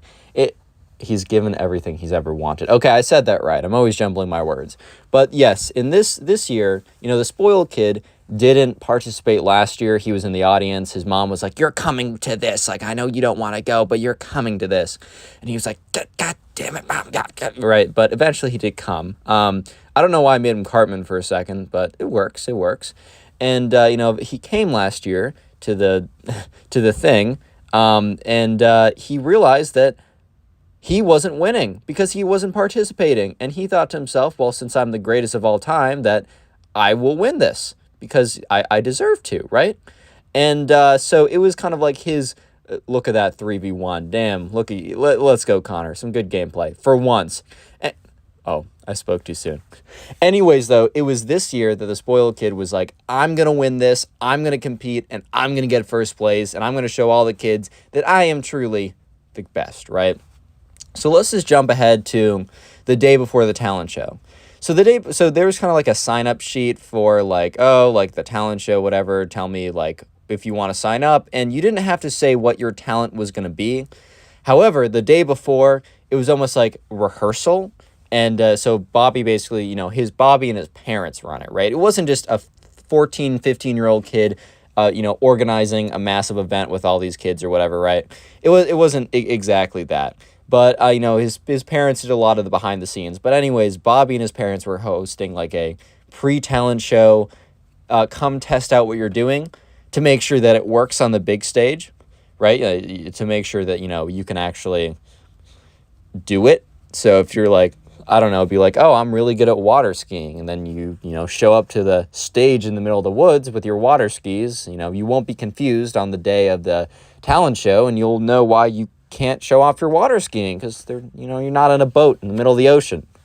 But the kids show up and they check in, and the spoiled kid checks in, and Bobby is a little confused because the spoiled kid doesn't come with anything. So he's probably thinking like, oh, he can just like, I don't know, have a really good SpongeBob accent. He can tie his shoes well. I don't know, right? So he goes up and asks because, Bobby checks the person in and then kind of like looks at what they're doing. And if he has any questions, he's like, oh, what are you doing? If it's not super obvious. And, Bobby goes up to the spoiled kid and is like, hey, what are you doing? And the spoiled kid's like, it's like a one-time thing. Like once I do it, I can't do it again. So I'm not going to do it on the rehearsal. And Bobby was now pretty intrigued because that's not true. There's not a lot of talents, right, that are you do them once and then you can never do them again. Like that's very specific, to say the least. So Bobby's intrigued. And he's like, oh, like what is it? And the spoiled kid says, I'm not going to tell you. And Bobby's like, well, I'd like to know it, I'm not going to tell anyone if you're worried about like word getting out, if you want it to be a surprise. And then the spoiled kid's like, nope, it's not, it's a surprise. I'm sorry. And Bobby was like, okay, whatever. Because Bobby didn't expect it to be something insane, which it was, but we're getting to that. And so let's just jump to the day of the talent show. So you're in the woods, not super deep in the woods, but you're in the woods. There's this like wooden stage type thing that was created by Bobby and his parents and some of the neighborhood kids. And they take it down and put it up every single year. There was a bunch of folding chairs. You were encouraged if you had a chair to bring it, but they also borrowed some folding chairs from like the school or some local something that had folding chairs, right? So, they had a whole setup. The parents came in. They were all like, sitting there. And there's a whole line of kids with their stuff, right? Their talents, whatever. And sure enough, kids would wander up on stage one by one. So you'd see people that were, I don't know, they go up on stage and they would have like one of those like dummies or whatever in their hands. They would be drinking a glass of water. They would be, choking on the water and nothing would be coming out the dummy's mouth. They would like cough up all the water and then they would ask for applause because this is a 14-year-old talent show. I don't know what you're expecting. So there was a lot of that. And the thing was, like, Bobby was like, okay, this person's going up. And Bobby was one of the judges. He had like 3 other older neighborhood kids. Actually, no. It wasn't older. It was past winners. I think in the very beginning, because like this was submitted to me over on Instagram at Connor Pugs. Submit it there if you want to submit your own stories. I think the first 1 or 2 competitions, that was judged by older kids, because this was kind of like just for like kids in like Bobby's age or whatever. So you'd have like 18, 19-year-olds coming in and they would be judging. But now it was like the last 2 winners and Bobby were like the 3 people writing down marks or whatever. So Bobby was like, like, oh, that's a 7. Oh, that's a 3. Oh, that's a light 8. That's really good or whatever. I don't know. And that's when it's coming around time for the spoiled kid's turn. And the spoiled kid has quite the talent. I don't even really know how it was considered a talent, but you'll see. So basically, right, the spoiled kid starts to walk on stage, and he's holding in one hand, and by the way, disclaimer, do not do any of this. Do not try and replicate this. Do not do anything like this. This is ridiculous, probably illegal, and very insane. Please do not do this. I know I have a slightly younger audience that watches me, so I just got to make it extremely clear that this is not cool. This is not chill. No one will say, oh, I guess you're chill like that after you do what is about to be done. So this disclaimer out of the way. The spoiled kid walks on stage with a bunch of fireworks. Yeah, fireworks. And like a lighter for the fireworks. So obviously, Bobby sees this, turns the other 2 contestants, and like kind of basically runs up to the stage and he starts like waving his hands, and everyone in the audience is pretty confused, right? And he's like, dude, you can't do fireworks on here. And the spoiled kid's like, what do you mean? Like, it's my talent. Of course I can do fireworks on here. And he goes to light it, and Bobby's like, no, you can't. Like, we can't let you do that. Spoiled kid starts to get a little bit angry because he's like, well, this was my talent. How I don't have another talent to give. How am I supposed to win if this is it? This is all I have. Like, how am I supposed to win if I don't have another talent to show? And, at this point, Bobby's like, well, I'm sorry. Like, you can't do the fireworks. There's always next year, right? There's always next year, I guess. But you just can't do those. And at this point, like, everyone was looking at him because people are like, oh, why is this kid still on stage? Like, what's going on? And the spoiled kid starts to get, like, all nervous or whatever. He's like, no, dude, you don't understand. Like, I gotta do this because I gotta win. I gotta win this. And everyone was kind of confused. Like, why is he, like, so adamant on winning this? Like, that's kind of weird. The spoiled kid's like, step back, bro. And, Bobby's like, what do you mean? He's like, just step away from the stage for a second. So Bobby does, because he's like, this kid's probably, like, I'm just going to do what he says because, like, he probably means that for my safety. But Bobby didn't put 2 and 2 together. So basically, right, Bobby steps back from the stage. The spoiled kid grabs the lighter and quickly ignites all the fireworks, right? And at this point, like, everyone in the audience starts, like, talking. That kind of, like, crowd murmur when something is going on? And then, like, everyone's, like, some of the people in the audience are like, wait a minute, like, whoa. And, like, some of the parents are like, hey, he's got, like, a firework, like, everyone get back. And people start, like, they don't sprint out of there, but, like, a very slow progressing into a faster and faster crowd dispersion. That's basically what went on here. So yeah, the fireworks lit off. Instead of shooting towards the crowd, thankfully, that would have been terrible. I mean, this wasn't great either. They shot backwards, and then this wasn't a massive forest, but it was like a little brush. They, like, hit the trees, and they lit the trees on fire. Like, there was a massive fire going on behind them.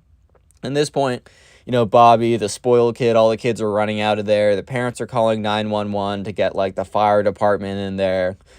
It's stuff like that. You know how it is. You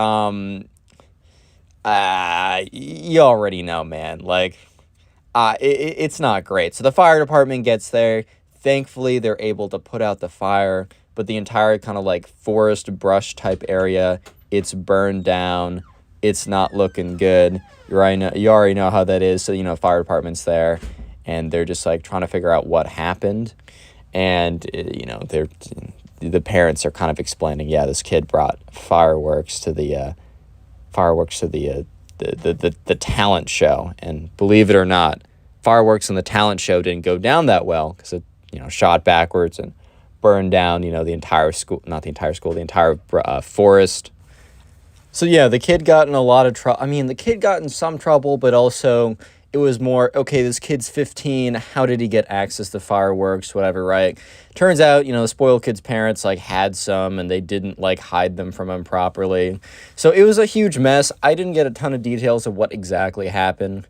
I don't know, probably kid got some kind of punishment.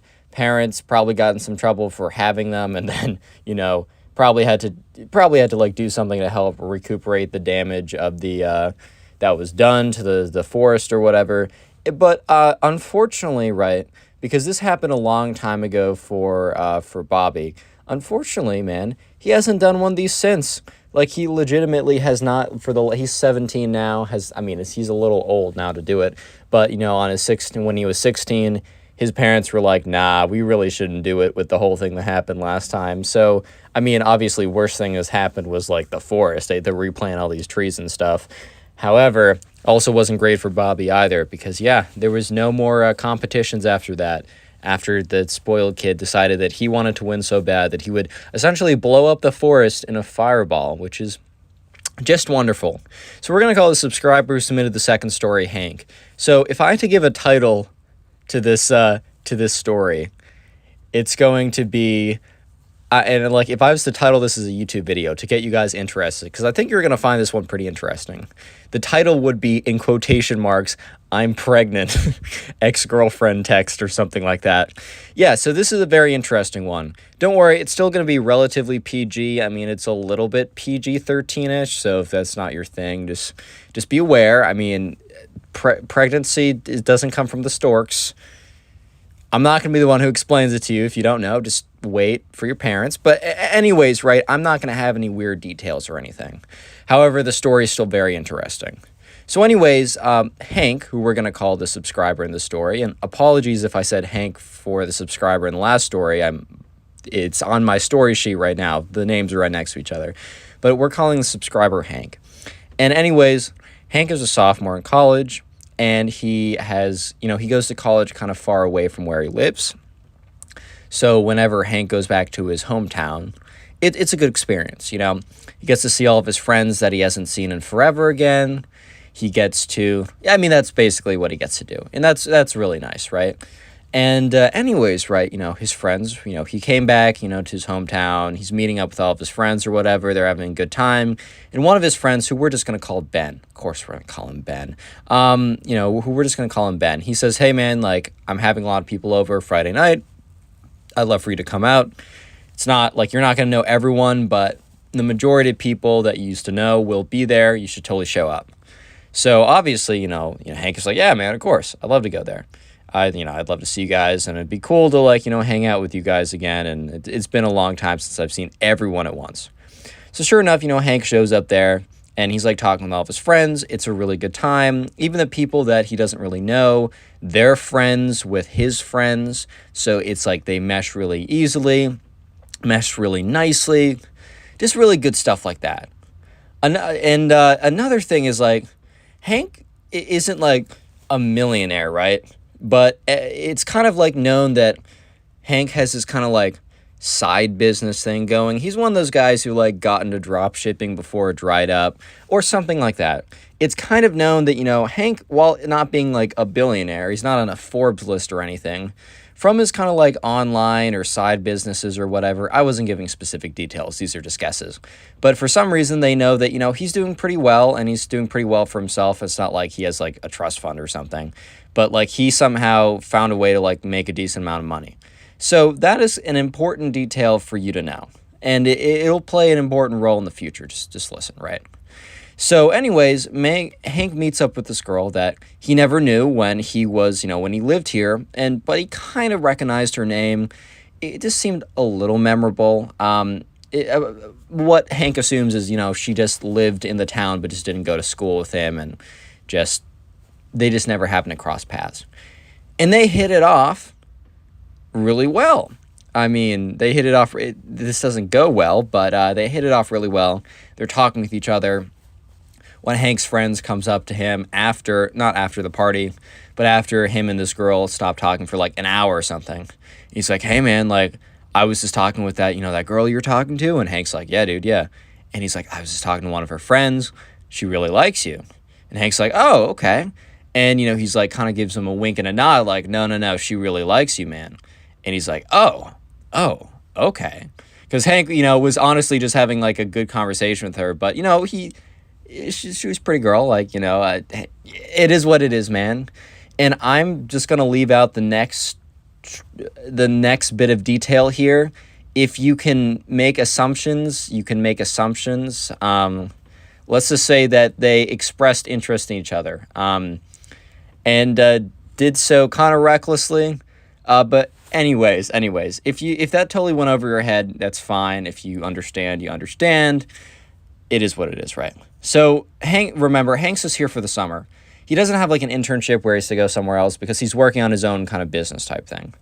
And it's like online or whatever. So he has the ability to kind of be at home and chill with people, make his own hours or whatever. And 2 weeks later, he gets a text, and it's from a random number saying, hey, is this Hank? And, Hank normally doesn't like responding to random numbers because a lot of times it's like, I don't know, scammers or spam or something. But when someone says, hey, is this, and then says your name, 9 out of 10 times, they're probably someone who just doesn't have your number and maybe got it from someone else and is just confirming that they typed it in right or they were giving correct information. So Hank says, yeah, what's up? And, the person responds, hey, this is Kate, right? This is Kate from the party or whatever. He's like, oh, hey, Kate, how's it going? And she's like, hey, we got to talk. And I've said this before. Whenever someone says, we got to talk, it's never like, hey, man, we got to talk. I just wanted to let you know that you're awesome. I really love spending... No. I mean, maybe once every trillion times. Maybe. Even that's a little hopeful. When someone says they want to talk and they don't specify that it's like totally fine, because people will say, we got to talk. Oh, by the way, it's not a bad thing. That's different. But when someone just says ominously, we got to talk, ...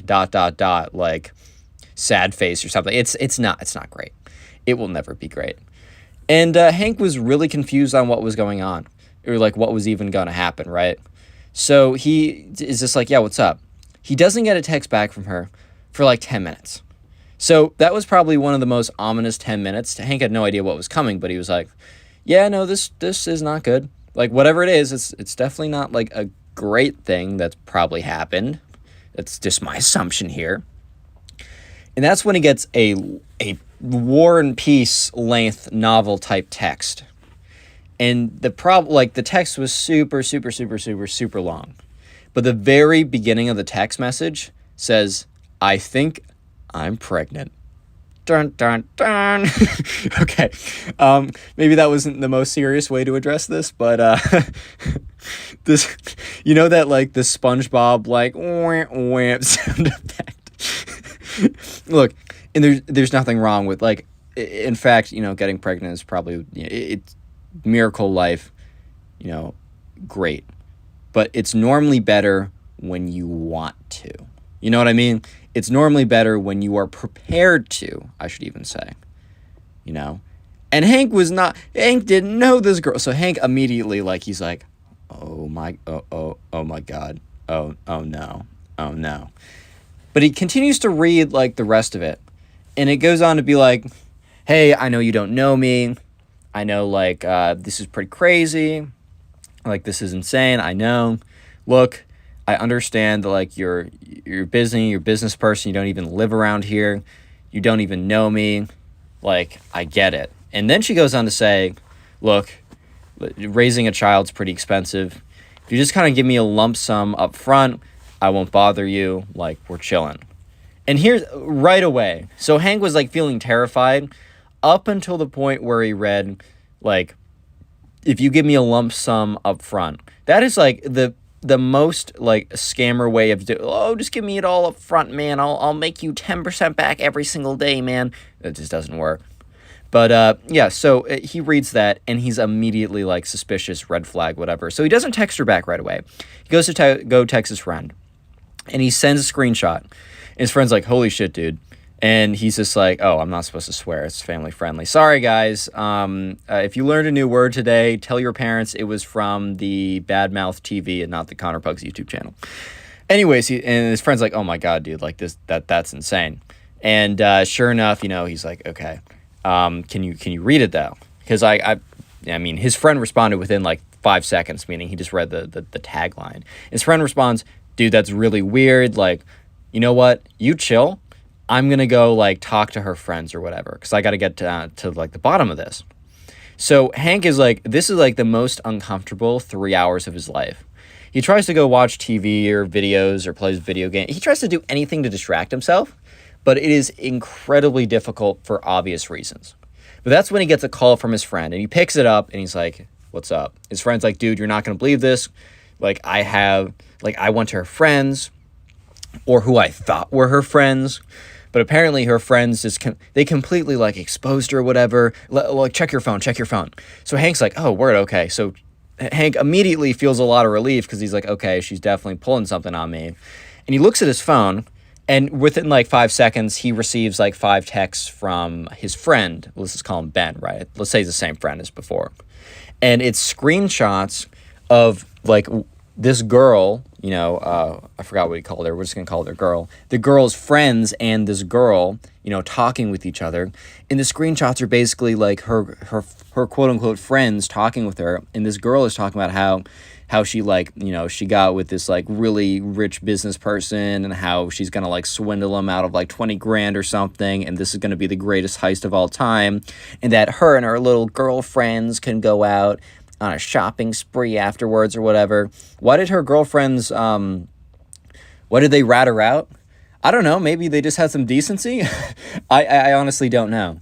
But when Hank sees this, he's like, oh my God, like that's insane. I never believed like something like this would ever happen. Like, this is genuinely crazy. Thank you so much for going out of your way to figure this out for me. Like, legit lifesaver. Thank you so much. It's basically what he said, right? And that's when, Hank was like, all right, well, this girl is trying to mess with me. How do I mess with her back on this one? And, yeah, so basically, Hank responds like, hey, he basically just wants to get a little bit more information. So he responds to her and it's like, hey, and she's like, hey, I'm sorry to put that all on you. Like, are you okay? Trying to be all like fake nice or whatever, when the truth is she was not a great person here. So anyways, Hank is like, hey, so I just need a few more details, right? And she's like, sure, 100%, what do you need? And she was probably expecting, like, what's your bank account so I can wire transfer you some money, right? But in fact, it was like, he's like, hey, can I see the pregnancy test? And she's like, oh, I already threw it out. And he's like, that's a little weird. Like, can you take another one? She's like, it's really expensive. I can't. And he's like, well, if you actually are pregnant and we're going to go through with this, like, you'd be getting a lot of money. I don't think that'd be an issue. And she's like, you don't know how much it is to, like, raise a child, which, side note, it's a ton of money to raise a child. That's why asking for 20 grand up front makes literally no sense, because over time it's probably going to be a lot more than that. But whatever, right? So he's like, okay. He's like, and you're sure it was me and not someone else? And she's like, yes, I'm 100% sure. Like, why can't you, like, see it from my point of view? Like, I will bring you to the courts or whatever. And then she started to get really aggressive like that. And at this point, she was like, and this is where Hank was like, okay, time for me to play, like, the ace under my sleeve and basically just expose her. So what happens, right, is he basically just sends her the text messages, like, sure, a little bit kind of threw her friends under, like, her friends probably didn't realize that she was going to be seeing her text messages sent back to her. But, this girl, like, Hank sends this girl these messages, right, of just, like, basically proving that she's terrible, right, and basically proving that she was planning on faking a pregnancy to get 20 grand out of this guy, to scam him for something that, like, an actual issue, And she doesn't respond for an hour. And then she responds back with this massive text paragraph, whatever. Instead of like denying it, because I think she realized that she was exposed enough, she's like, I'm so sorry. I really need money to do X, Y. Basically a massive sob story. And you know what? Hank does something so great. He responds to the massive paragraph, basically being like, give me the money anyways, with, the iMessage pool app where it's like, do you want to play like pool with me or whatever? He sent one of those. She obviously did not respond to that because I think she knew the gig was up. But after that point, Hank went on his phone, told the story to his friend. And from that point on, he realized that, wow, it's an evil world we live in. Like, cue the future clip, right? It's an evil world we live in, man. That's all I can say. So just moral of the story is be careful out there, kids, and be smart. Click on the video on screen right now. I know you'll enjoy it. Just click it. Do it. How's it going, everyone? Hope you're having a pretty good day. Today we got a story of the spoiled brat who tries to sue the teacher, and it's actually pretty entertaining, so sit back, relax. I know you'll enjoy it, and let's just jump right into it. So anyways, this is the first story that I've gotten a POV, or the point of view, from a teacher. So the subscriber, or maybe not the subscriber, maybe the teacher isn't actually subscribed to the channel, but has like a son or something who watches and wants to know if there's any fun stories. Either way, I got a story from the perspective of a teacher, and I think it's pretty interesting since I've never gotten that on the channel before. But anyways, right, so the teacher, has a kid in his class who's very clearly cheating, and let me fill you in on what's going on. So we're going to call this kid the spoiled kid, because this kid, it doesn't matter that, like, his parents are doing well, but his parents happen to be, or at least his dad specifically, was a very, very well-known lawyer, at least locally. Like, he was known as, like, the really successful lawyer, at least locally, right? I mean, it's not like national lawyer on TV or something, but this kid had a lawyer dad that was pretty successful and knew what he was doing, and he tried to take advantage of that in the worst way possible, as you will see.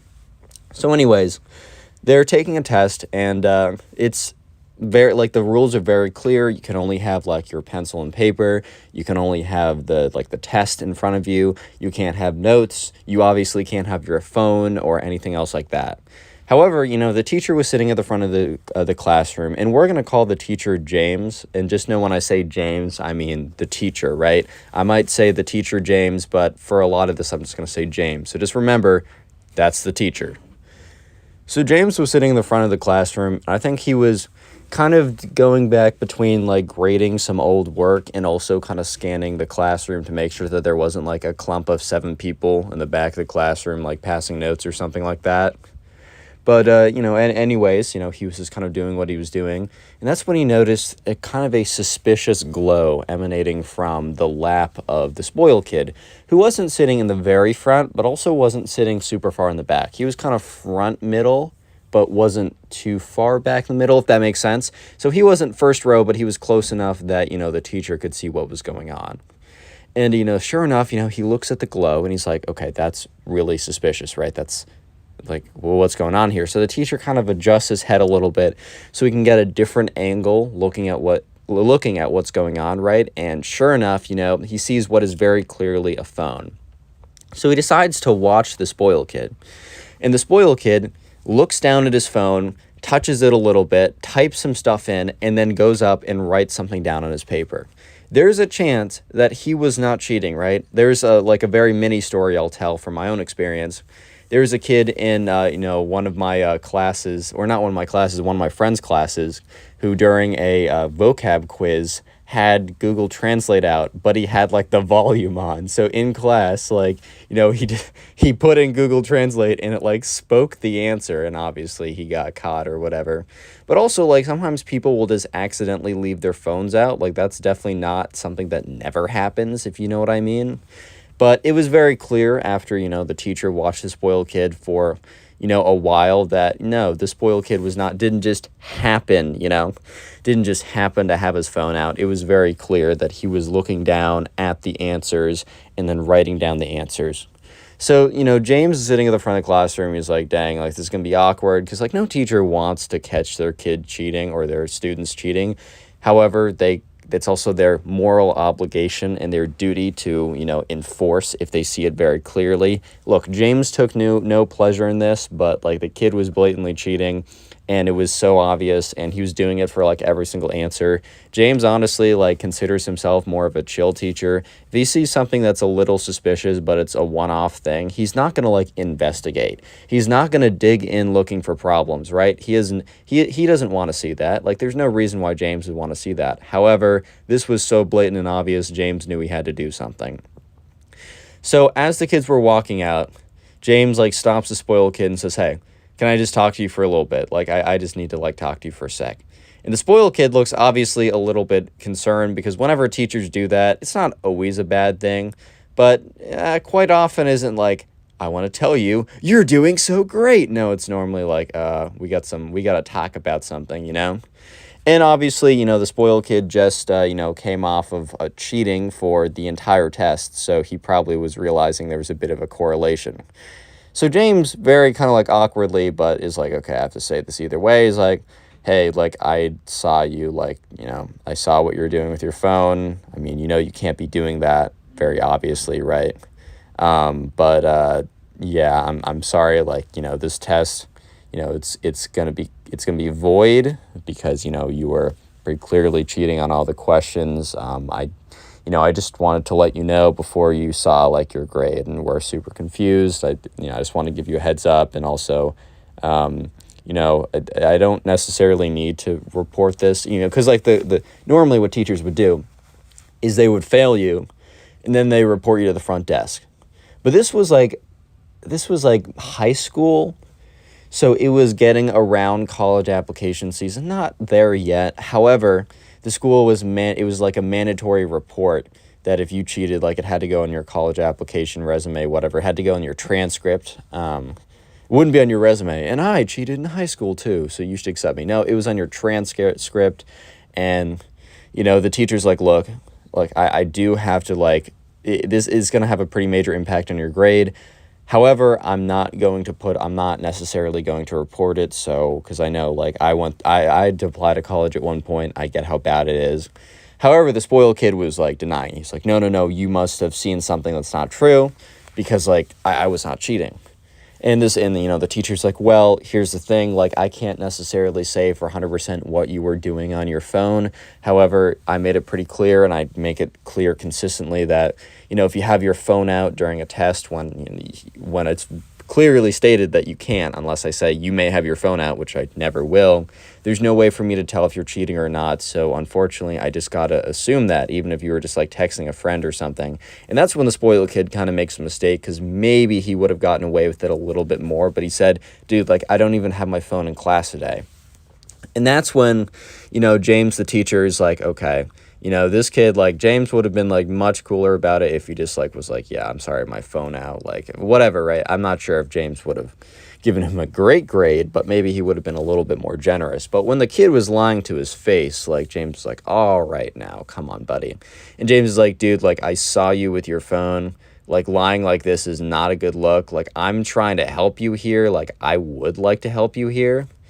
But, look, you can't just be lying to my face." And the spoiled kid's like, "Dude, I swear." And James, like, looks at his pocket. And, guys' pockets, at least very consistently, and it's true for me, one pocket is your wallet, like keys, headphones, obviously, like earbuds or ear pods, or not like Beats headphones or something, right? And then whatever else is in the left pocket. Right pocket is your phone. Maybe it's different for you guys, I don't know, but that's very consistently like a very standard guy thing, because we got the big pockets on our pants, and trust me, I love it. Like, I'm very happy about that. So, but the thing is, right, the teacher saw immediately looked at like the right pocket outline, and there is very clearly a phone. So the teacher points at his right pocket that is like phone shaped and is bulging out, is like, "Hey, like, I'm gonna need you to, like, I don't necessarily believe you, but I might if you empty out that pocket." The spoiled kid goes down to touch his pocket. Very clearly the phone is in there. The spoiled kid's like, "I'm not doing anything." And the teacher's like, "Well, if you're not going to empty out that pocket, then I just have to assume that there is a phone in there and that what I saw was correct. Like, that's just how it has to go. Like, I'm sorry about it." I mean, at this point, James really wasn't that sorry because this kid was not, like, this kid was cheating, and, like, James, the teacher, was trying to be, like, cool with him and trying to give him as many outs as possible. However, this kid refused to listen. So the kid storms out of the classroom, and James is like, you know what? I really could report this, but, even though this kid's kind of a butt, like, this kid is really not the greatest, you know what?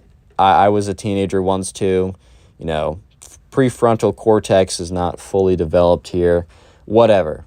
That's fine. I'm still going to fail him on this because that's just how it goes. However, I'm not going to be the worst and submit him like to the college application process or whatever. I'm not gonna report it to the school because they legally would have to or something. Next day comes in, spoiled kid sits in a seat. Is this like not because like at this point it's just it's a normal teaching day, and James goes on to say, hey, I'll probably have your tests finished grading by the end of the week.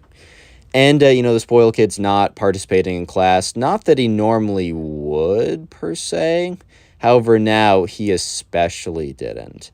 But anyways, at the end of class, the spoiled kid begins to walk up to James's desk. And he's like, okay, like in James's head, he's like, okay, this kid's probably coming up to apologize. I'll just explain to him that no, I did, because he's probably like afraid that I reported him because of the way he acted yesterday. And I'll tell him that I didn't.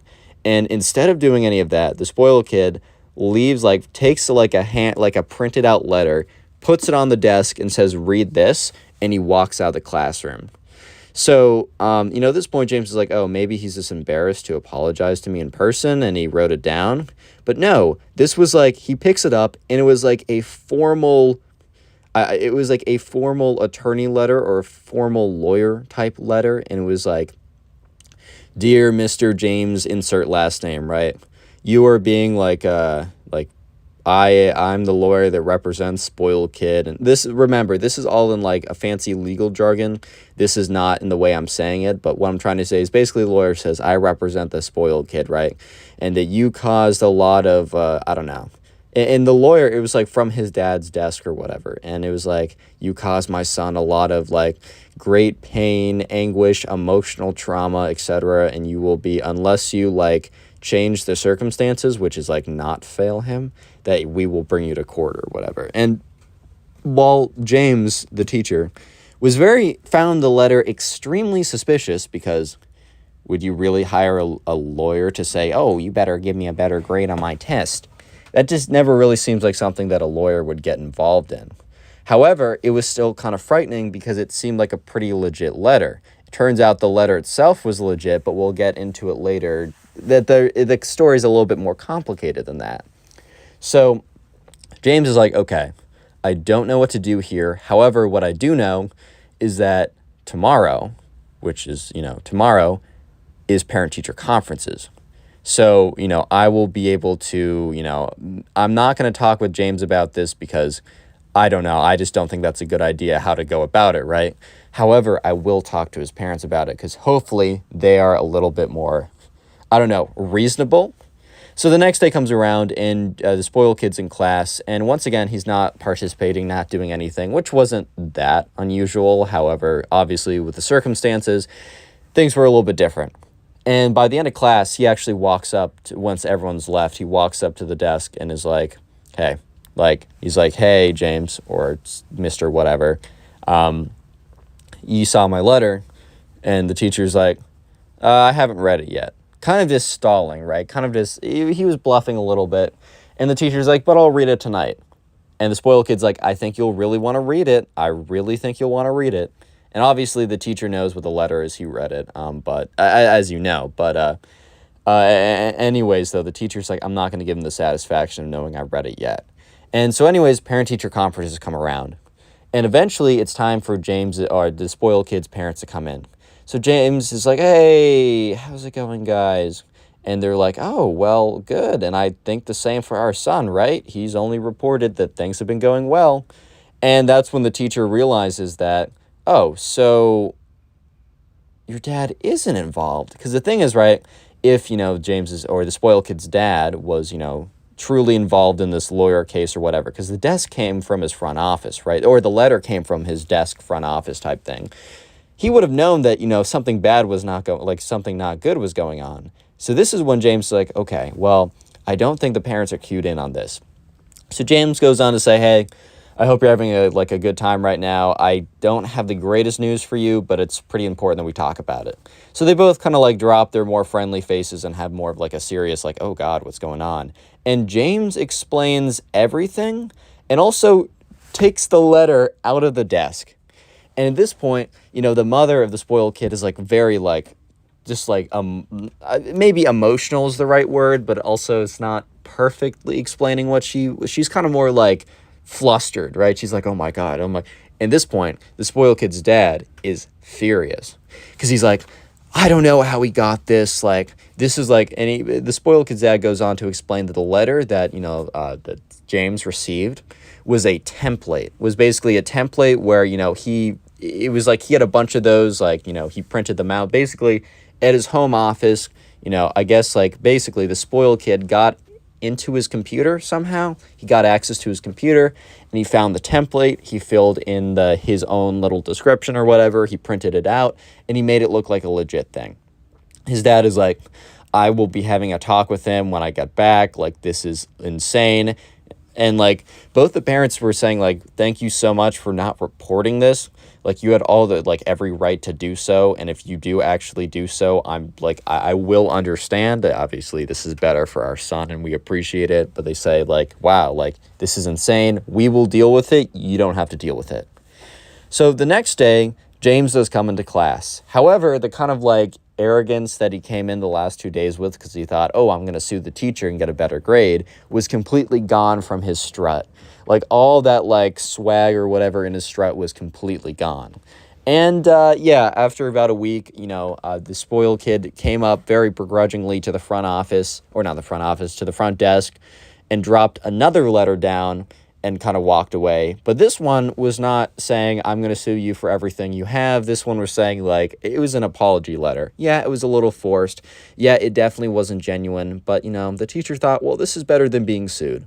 So on to the second story of the video. We're going to call the subscriber who submitted this story Zach. So anyways, Zach had a girlfriend of 3 years. And this story is about betrayal, and it's very interesting. I know you'll enjoy it, so make sure to stick around. Zach and his girlfriend had been around for at least 2 plus maybe 3 years at this point. They were very close. They had been, at this point they met in like sophomore year of high school. So junior, senior, they were like just starting college or whatever, or it was like the summer before. Who even knows? I think they were even going to the same college because they just assumed that they were going to be married and things were going to be great. But anyways, right, Zach has his girlfriend over one night. And, she was just staying there, and she was acting a little weird. And Zach was picking up on it, but he didn't want to say anything because she would have been like, I'm not acting weird. You're acting weird. I hate you. No. You know what I mean, though? Like, you just sometimes you get a sense of something, but since there's nothing concrete to back up what you're saying, you just don't want to say anything about it. But Zach was definitely getting the vibes that something here is not right. Something is really weird. I don't totally know what's going on, etc. Right? And so he just, something's just kind of strange. And at this point, they're in his basement. So Zach he doesn't live at his own house. He still lives with his parents, hopefully temporarily in his mind. However, the basement is basically his, but they do have a guest room. And when the guest comes over, like, they're allowed to sleep up there. So, James and his girlfriend they normally hang out in the basement area, but she'll eventually go up to sleep in the guest room. And his parents are gone, right? The only reason that she's over is because, his parents are gone. They're, like, aware that she comes over, and they don't care, but they don't necessarily want, like, to be there when she's there, if that makes sense, right? And, they both go upstairs, and his girlfriend's like, hey, like, I don't know, like, I'm kind of tired. I think I'm going to go to bed. So he's like, oh, okay, that's fine, right? And he goes upstairs, and he just hears, like, for the next, like, hour or so, he hears this really weird, like, rustling noise and, like, basically the noise of someone above moving around. And while it was very weird, he didn't think much of it. And eventually, he went to sleep. And Zach went to sleep upstairs in his, like, childhood room, which was, like, on the second floor or whatever. And that's when he heard, like, footsteps going down the stairs. And he thought, sure, this is a little weird. But also, like, his girlfriend had been over to his house many times before. She knew where the kitchen was. Zach just assumed that, okay, maybe she, went downstairs. She wanted to get some water or something. Or just a reasonable explanation, the television was also downstairs. Maybe she just couldn't go to sleep, wanted to watch something to kind of, lull down her mind or whatever. A million explanations that Zach was very comfortable with. So Zach went back to bed. And the next day came around, and, his girlfriend kind of left earlier than Zach expected. Like, he kind of expected, because, like, his parents weren't going to be back for, like, till late in the afternoon. Kind of expected his girlfriend to, sit down, lunch, breakfast, maybe lunch, maybe chill out a little later, and then just, like, very nonchalantly leave eventually. But after, like, breakfast at, like, 9 a.m., she was like, yeah, or 10, not 9, it's a little early. On a weekend for them, right? 10, let's say. She was just out of there. She's like, hey, I'm so sorry, I gotta go. Zach was like, okay. And, she had this big suitcase or whatever type thing because she just liked to overpack pretty often. This is kind of important for later in the story. It's why I'm adding this detail. I sometimes just add detail to make it more lively and more, you can understand it more, but this is actually an important detail. She came with a very big suitcase, but, she was also known to overpack, so we didn't think much of it. So later that day, Zach goes back down, and he wants to he just wants to chill for a little bit. So he goes to wherever his Xbox used to be. It used to be sitting on, like, this table, and it was just gone. It was not on the table, and but the two remote control kind of like Xbox controller type things were still on the table where they were before. And Zach is like, I don't remember moving this. So for the next 30 minutes, Zach looks all around his basement, and then afterwards all around his house, and he's come to the conclusion that the Xbox is not there. He does not for a second think that it was like, that he doesn't connect it to his girlfriend for a second, but, we'll see how that goes. But he thinks, oh my God, there's someone break in, so he goes to, like, he's, like, thinking about, like, calling his parents to, like, call a robbery. He looks around the house, and he finds that every other valuable, especially, like, every other electronic that is valuable, is still there, and it was all very obvious. Like, there was, like, a computer sitting there, there was, like, an iPad, it was, like, everything else that would have been stolen was not, and Zach was super confused why only his Xbox was taken. So, anyways, Zach tells his parents, they file an investigation or whatever, and the police can't really do that much because you're handing them zero evidence besides something was in my house, now it's gone. And, so the police weren't that much of a help, but at least it was, like, filed, just in case there was, like, another case of, like, the Xbox robber or something that robbed his neighbor or something, so we could, I don't know, right? They just reported it. But a week later, Zach is like, damn, like, my Xbox is gone, dude. I can't do anything about that. Whatever. He goes over to see his girlfriend's house, and his girlfriend actually has her own, like, she doesn't have her own house, but her same situation, parents are gone, lives in the same, because, like, they're about to go to college, like, most people still live with their parents, like, at least the summer before college, like, that's pretty common. Goes over there, and they're just chilling. She's, like, not as weird as she was, like, the night that, like, a week ago, but, so Zach doesn't really think of anything. Zach brings up, like, you're not gonna believe this. Like, I think someone, like, came in my house and robbed me, and she immediately went, like, cold for a second. Like, she was like, what do you mean? And Zach found the response, like, a little awkward, but whatever. And he's like, oh, dude, like, someone came in, and, like, my Xbox, I'm pretty sure it's gone. Like, I walked downstairs, and where it was last night, it's just gone, right? His girlfriend's like, oh, are you sure you didn't just, like, misplace it or something? And Zach's like, well, that's what I thought initially, but I literally searched everywhere, and, like, definitely at this point, there's a chance that it's, like, in some closet, in some box, but I would have, like, I was playing it, like, before you came, like, literally before you came, and then, the next day, it's gone, and Zach is, like, in retrospect, Zach says, okay, it's pretty funny that I didn't put two and two together right here, but he didn't, because why would he believe that his girlfriend would do anything like that? It just doesn't make sense, I guess, and his girlfriend looking very uncomfortable. Zach does not put two and two together again. Ugh. Got something in my throat, sorry. And he's like, it's just so weird. But anyways, right, it's whatever. Like, I just won't really be able to play Xbox this summer. I'll be forced to go outside. That's fine. There's worse fates.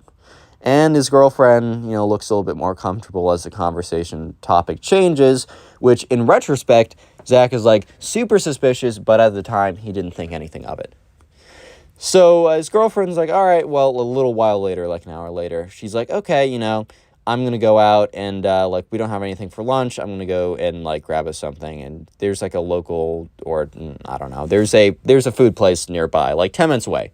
So she'd be gone for 20 minutes total. And, she gets up, she goes in her car, and doesn't offer Zach to come with her, which might have just been, I don't know. For some reason, right, Zach is still in the house and she's gone. Maybe Zach said, I just want to chill, or maybe she just drove off without even asking. Who knows? And Zach is a little bored. 10 minutes go by, so it's probably about 10 minutes till she returns. And he's just kind of walking around. He's like, oh, well, just kind of walks upstairs.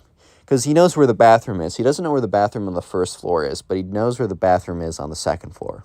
So he walks up, and the bathroom is right next to her room. And the door to her room is right open. So he kind of just wanders in, whatever. He's just curious about stuff. He wanders in, and you know what he sees? In the closet that is open? An Xbox. And he knows for a fact that she does not play Xbox. And if she does, she hasn't told him, and, he's a little hurt because he wanted to play some Xbox games together. It's like, my girlfriend plays Xbox, and she doesn't want to play with me? However, it's not a coincidence, right? No, this is not her Xbox, because Zach goes in, looks at it more closely, and because, Zach's mom, years ago, when he got the Xbox, made him write his name on the back of the Xbox in case it ever got lost or something, or for some reason, right? It was a little really, Mom, are you serious? But in this case, Zach is very thankful that his mom made him do it, because Zach checks the back of the Xbox, and sure enough, in the same blue marker he used 4 years ago, it says ZACH, baby. It's his Xbox. And he's like, oh my God. And that's when Zach is starting to realize, he's like, but no, no, he's still in a little bit of denial at this point. And that's when he's just at this point, he's like, you know what? I'm already snooping. This is very suspicious. I'm just going to keep snooping. So he looks around the room, trying to find any other evidence of, why this would be the case. And he's thinking to himself, why would she say that I just forgot it when she knows that she has it? And he's like, oh, maybe she's pulling a surprise on me, and she's, upgrading it or something and wanted to be delusion right now. Zach admits that what he was going through was just pure delusion. He didn't want to think his girlfriend was going to do this to him. I don't blame the guy. But that's when, he notices that her computer is on sleep. And apparently she had it set that, maybe she was just so, and it was desktop, right? So she was probably just so annoyed with putting in her password that she had it set that, you didn't have to have a password to go into her computer. So he literally just clicked on it. It woke up, and he didn't have to do any digging because it was open to a web page. You know what that web page was? That was an eBay page. And you know what that eBay page was selling? His Xbox from her account. And there was 3 bidders on it already. He opened it up, and I think there's a messaging part on eBay where you can message someone. I don't even know. Either way, there was someone who was clearly about to buy it.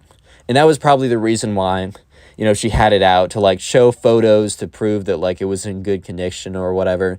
And Zach is looking through. Sorry, my nose just died right there. Zach was looking through the photos, and one of the photos was the back of the Xbox that said his name on it. Oh my God. Zach was not a very happy camper. So he grabs the Xbox. He takes a photo of, the eBay page or whatever. He goes downstairs, and he sits on the couch, right? He's sitting on the couch what happened when he left, as to make it seem like he was just in the same place he was the whole time. However, next to him on the couch was his Xbox, right? And, his girlfriend comes back, and she's like, all right, I got stuff. And Zach's like, I'm in here. And she's like, well, the food's out here. You should come. And Zach's like, no, I got something. There's something pretty crazy on TV. You got to see it. So she's like, okay, fine, whatever. And sure enough, she walks in the room. She's like, what's on and looks at the couch. And she sees his girlfriend, or sees her girlfriend I can't speak, damn it. Sees her boyfriend, and next to him sees the Xbox she stole. So Zach's immediately like, okay, what's good with this? Why are you trying to sell my Xbox? And she immediately is like, breaks down into tears, is like, I didn't want to do this. You know, I'm tight on money. I need to. And he's like, what, is someone trying to kill you, dude? Like, why do you need money so bad? And she's like, it's stupid. Like, you're not gonna understand. Like, all the girls are making fun of me because I don't have the insert item that insert the mimemic desire item of choice of the year, right? Whatever.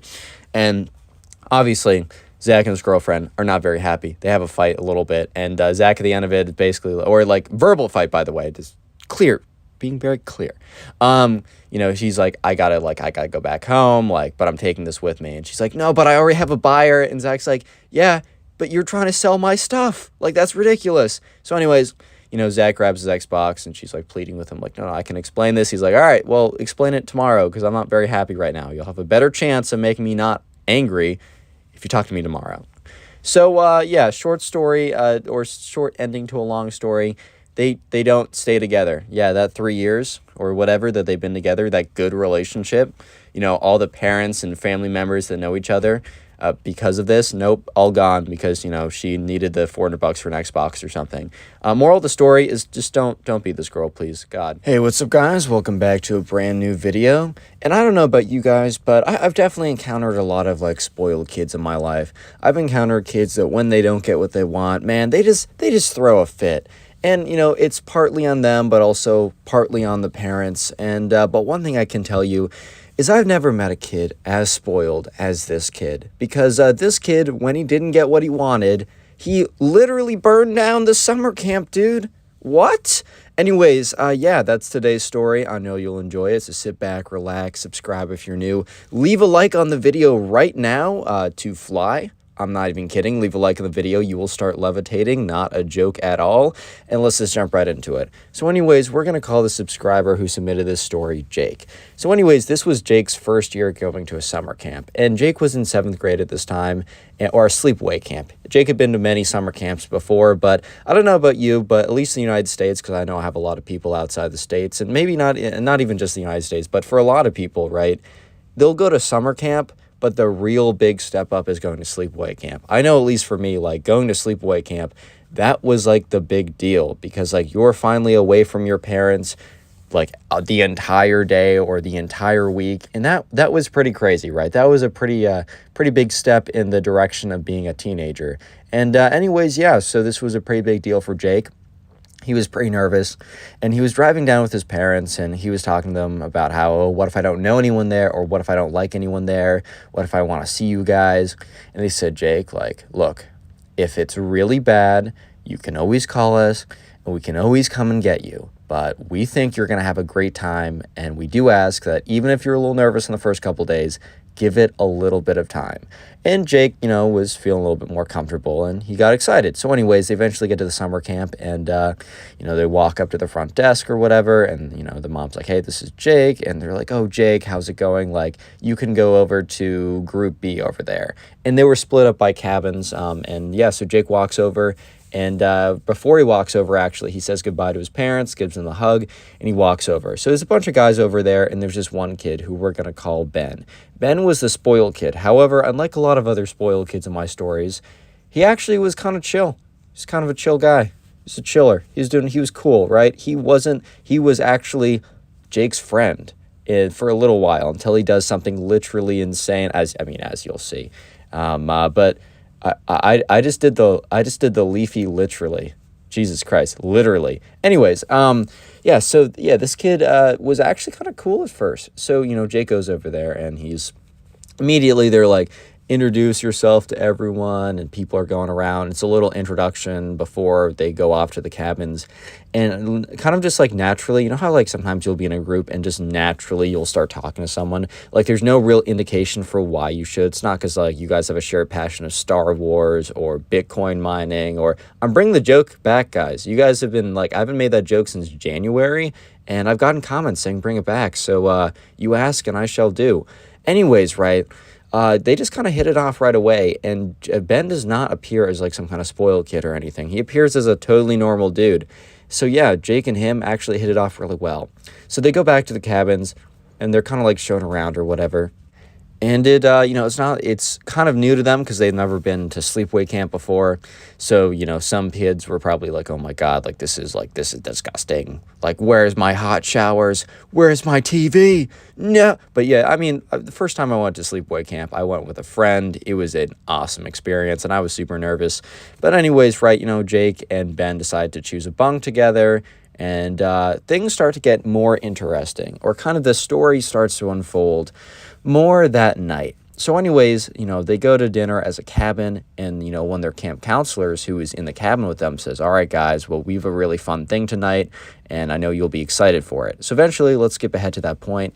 And basically what happened then was that they had this kind of camp-wide massive bonfire type thing where every kid in the camp and every staff, everyone basically would go around this big campfire, and the leader of the camp, like the leader of the friend group, I don't know, the guy who ran the camp, right, would come out and he would do some secret, he'd say some secret song or something that the kids from who've been here before knew by heart, and the kids who were new were in I don't know.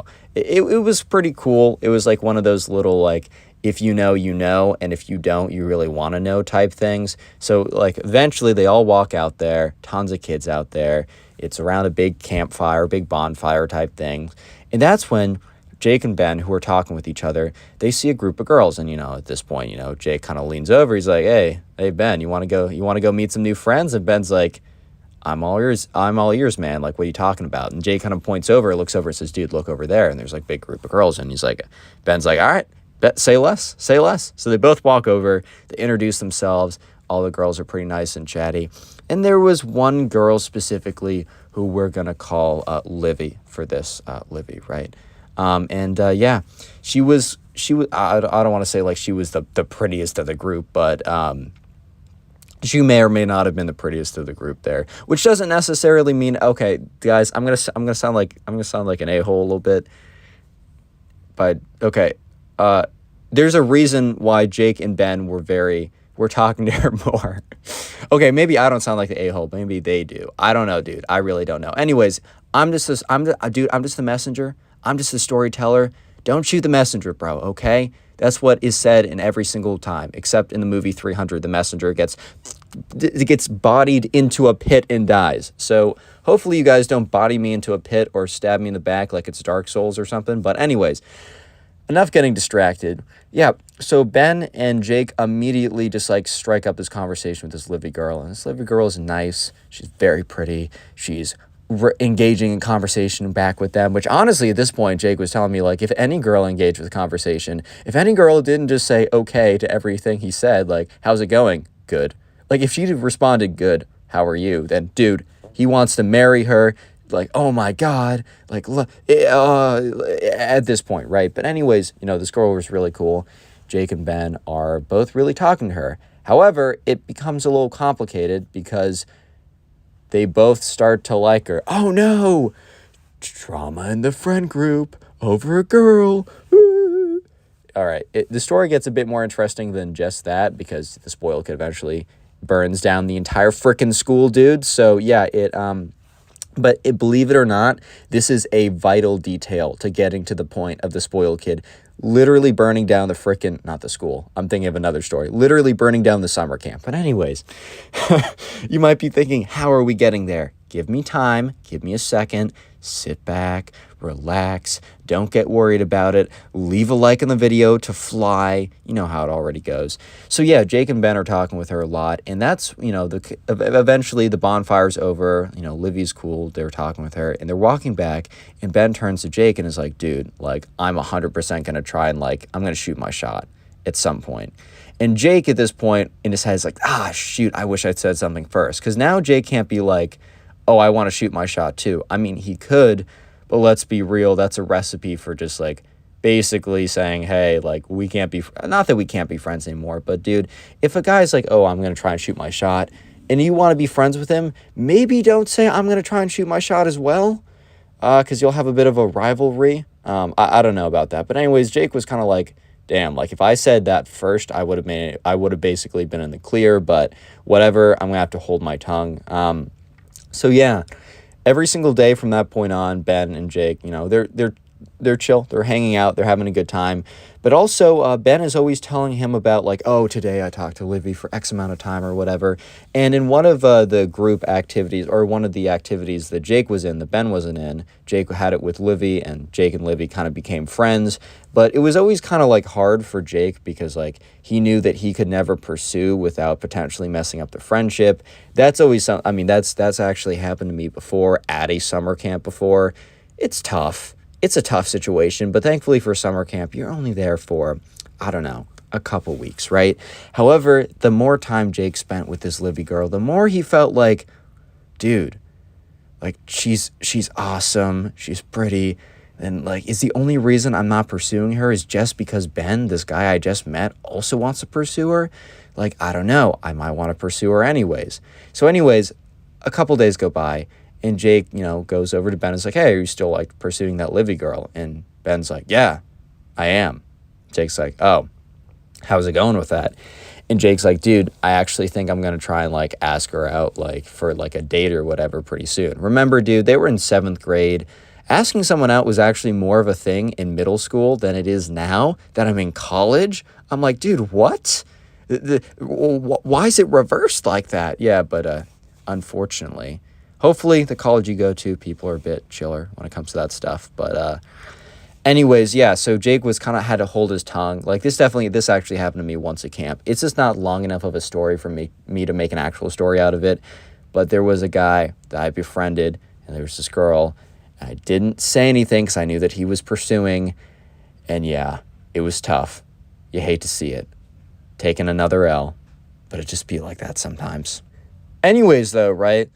Jake is kind of like, okay, fine, whatever. Like, that's just how it's got to be. And eventually, Jake kind of makes peace with it. He says, I'd rather stay friends with Ben than risk, ruining the friendship that we have just because I want to pursue this girl who I'm going to see for the next week. Literally the next week. Like, I'd rather have this friendship with Ben just in case we want to come back another year than try and pursue a girl and ruin it. Which, in a lot of cases, is probably the right call. And I think Ben made the right call here.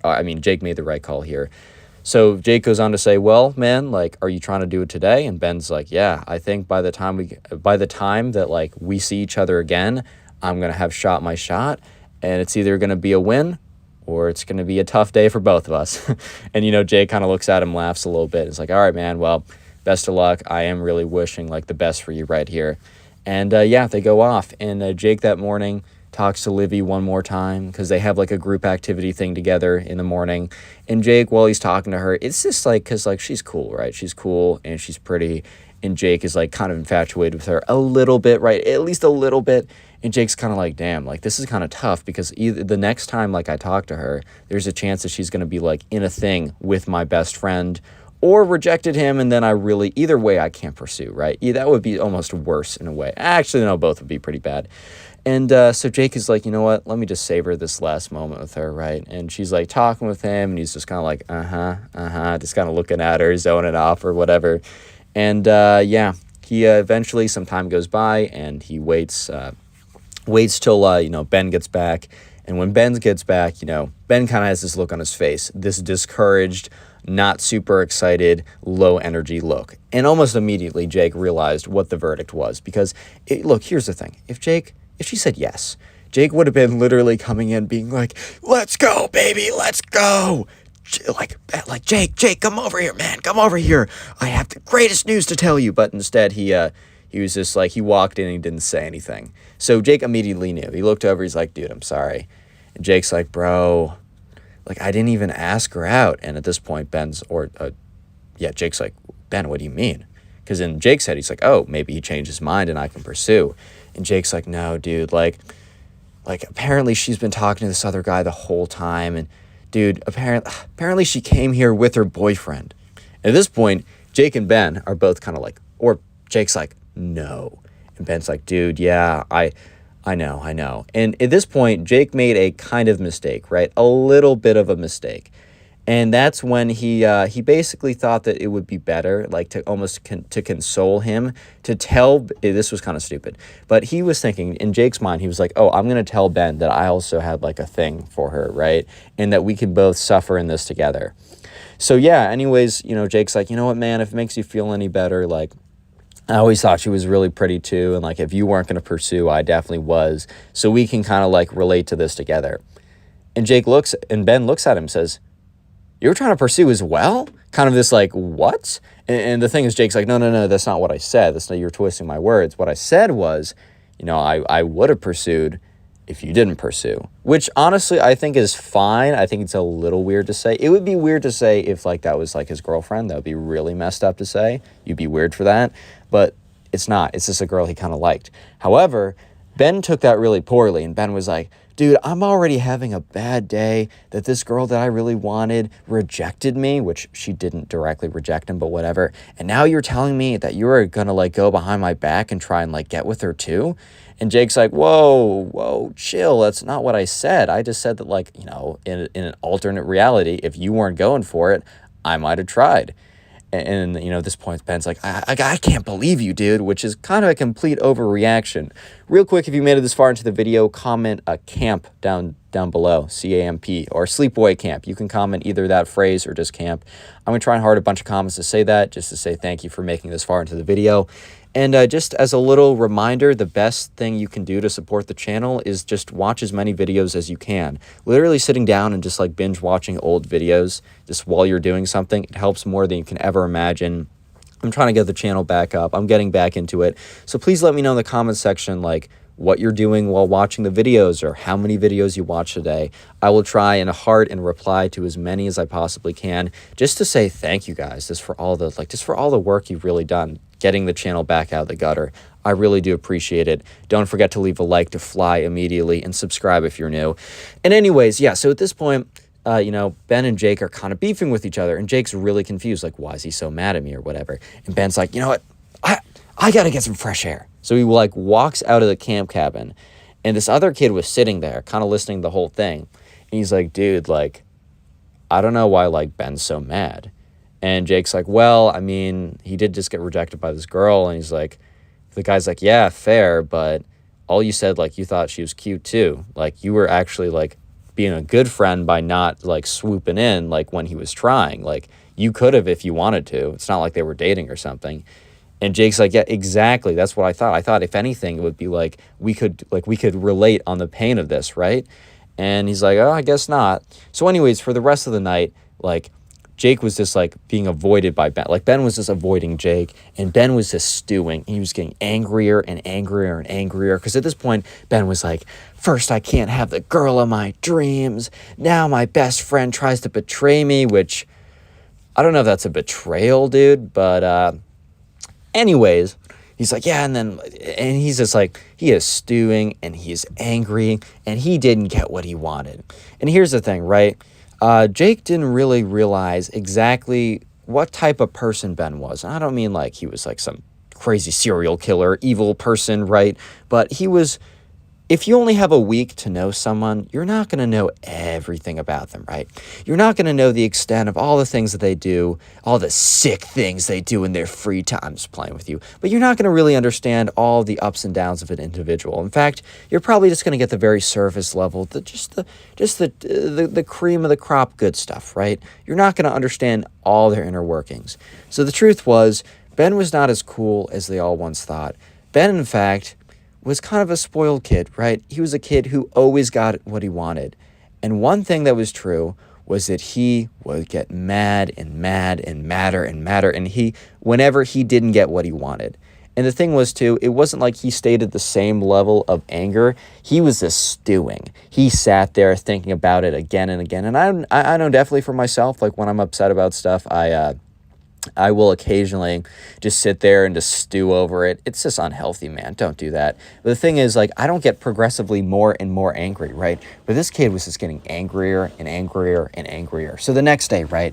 It was also the night before was super awkward because like they shared a bunk.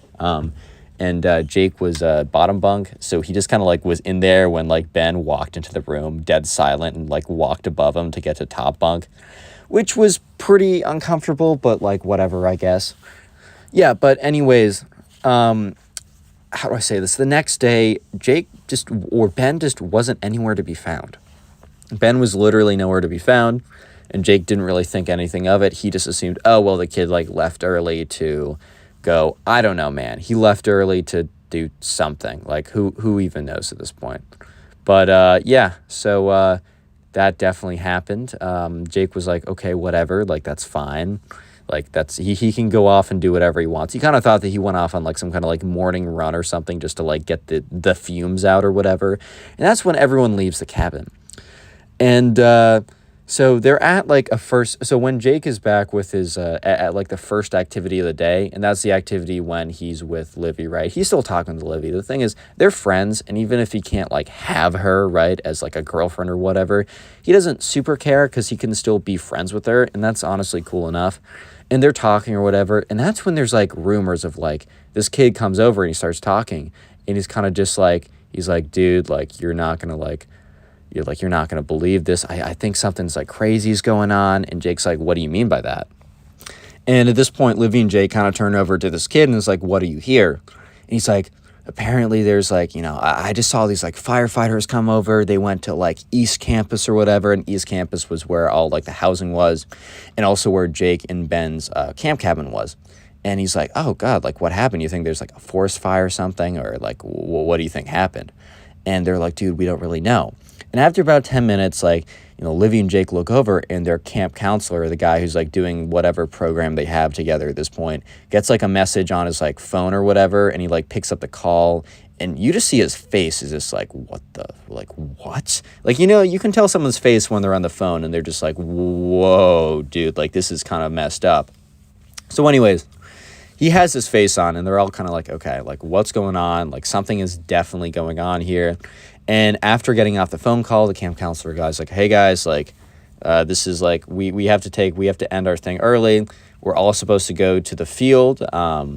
Yeah, he says, I don't really know that much more. Like, and he does know a little bit more, but I don't think he can say, right? He's like, yeah, I don't really know that much more. All I know is like, whatever you're doing, just put it down here. We got to go to the field. So at this point, Livy and like Jake kind of look at each other, and Jake's like, dude, what do you think this is? And she's like, I have no idea, but it definitely doesn't sound like routine or whatever. So they walk over to the field, which is like on the east, it's like on the opposite side of wherever the firefighter trucks went. And they're all standing there, and it's, they're not all standing there. Jake and Olivia are walking over with their small group, and they walk over and they see like every other group on campus walking over to the same place that they're walking to. And that's when they realize that, something was definitely up today. So they're walking over, and it's like everyone's like standing out in this big field by group. So it looks like some kind of fire drill or something. They're like, okay, well, maybe this isn't a drill, but like this is what like we did like for fires at our camp or whatever. So, or at our school. So like they walk over, and Livy turns to him and is like, I think it's like some kind of fire or something, just to be safe. And so they're walking over, and they're in their little groups or whatever, right? And that's when one of the camp counselor guys comes over to Jake, and he's like, hey, like, can you come with me? And Livy kind of looks at him, and Jake gives a look of like, I have no idea what's going on right now. Like, I literally have no idea.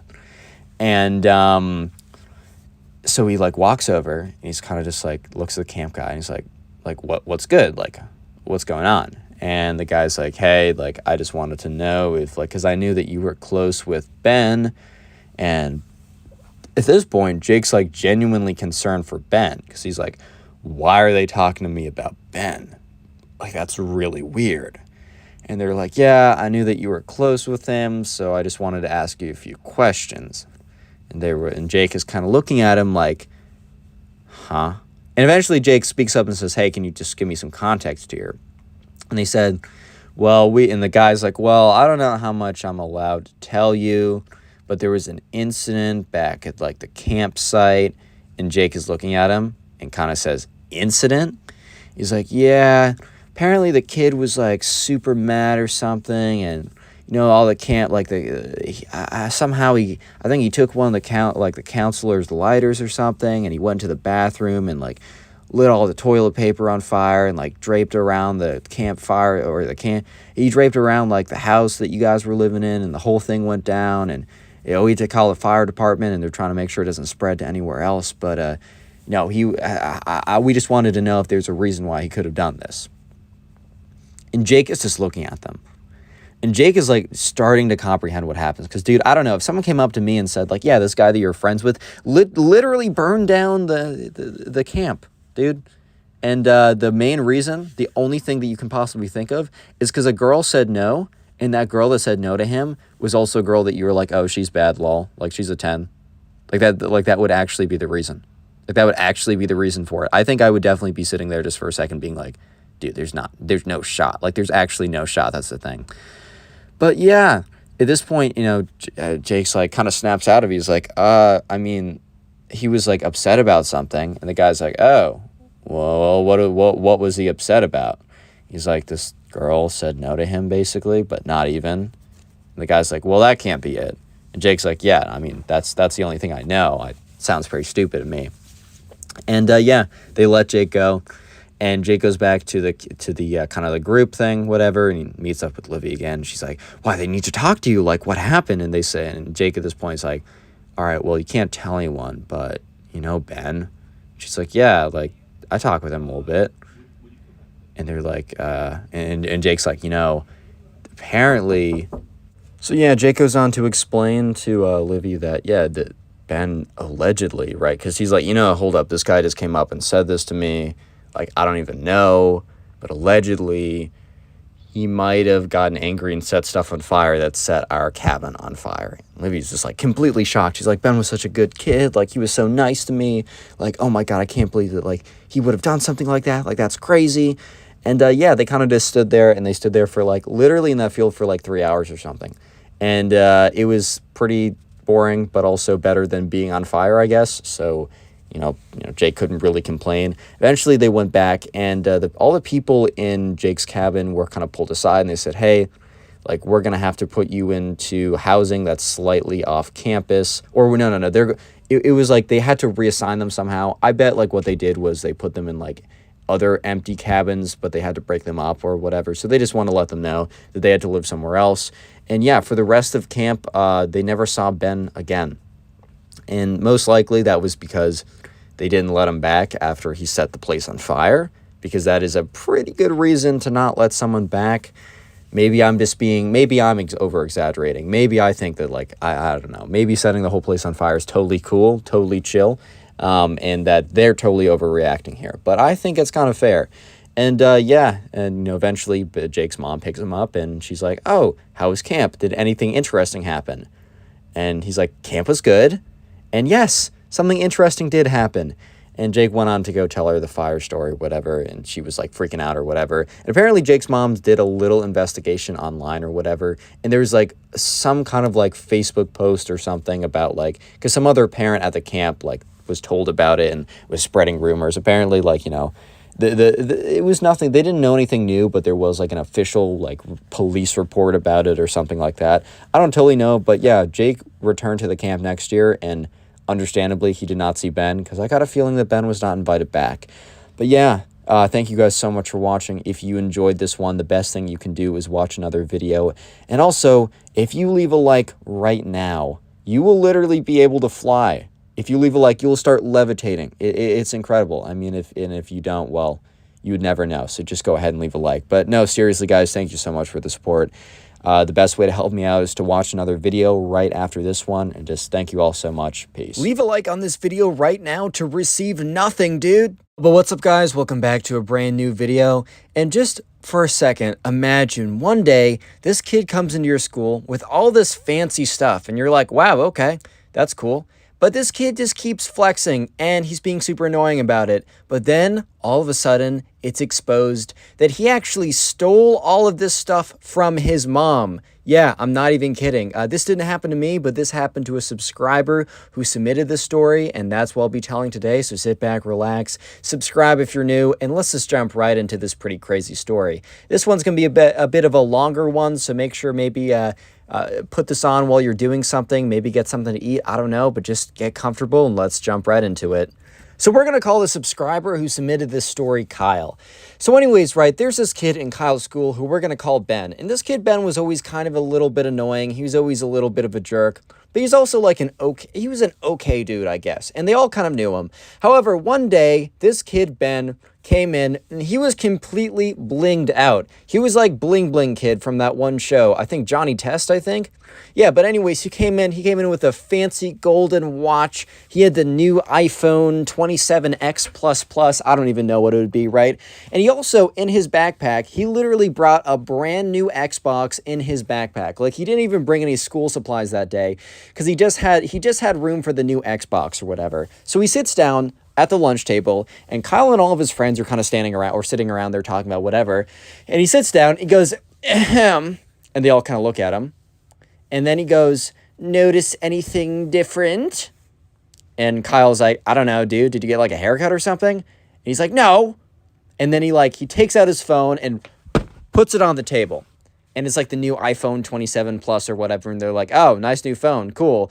And then he goes, ahem. And he just puts his like wrist down and shows off his fancy new watch. And, they're like, oh, nice drip, dude. Like, that's cool. He says, oh, that's only the start of it.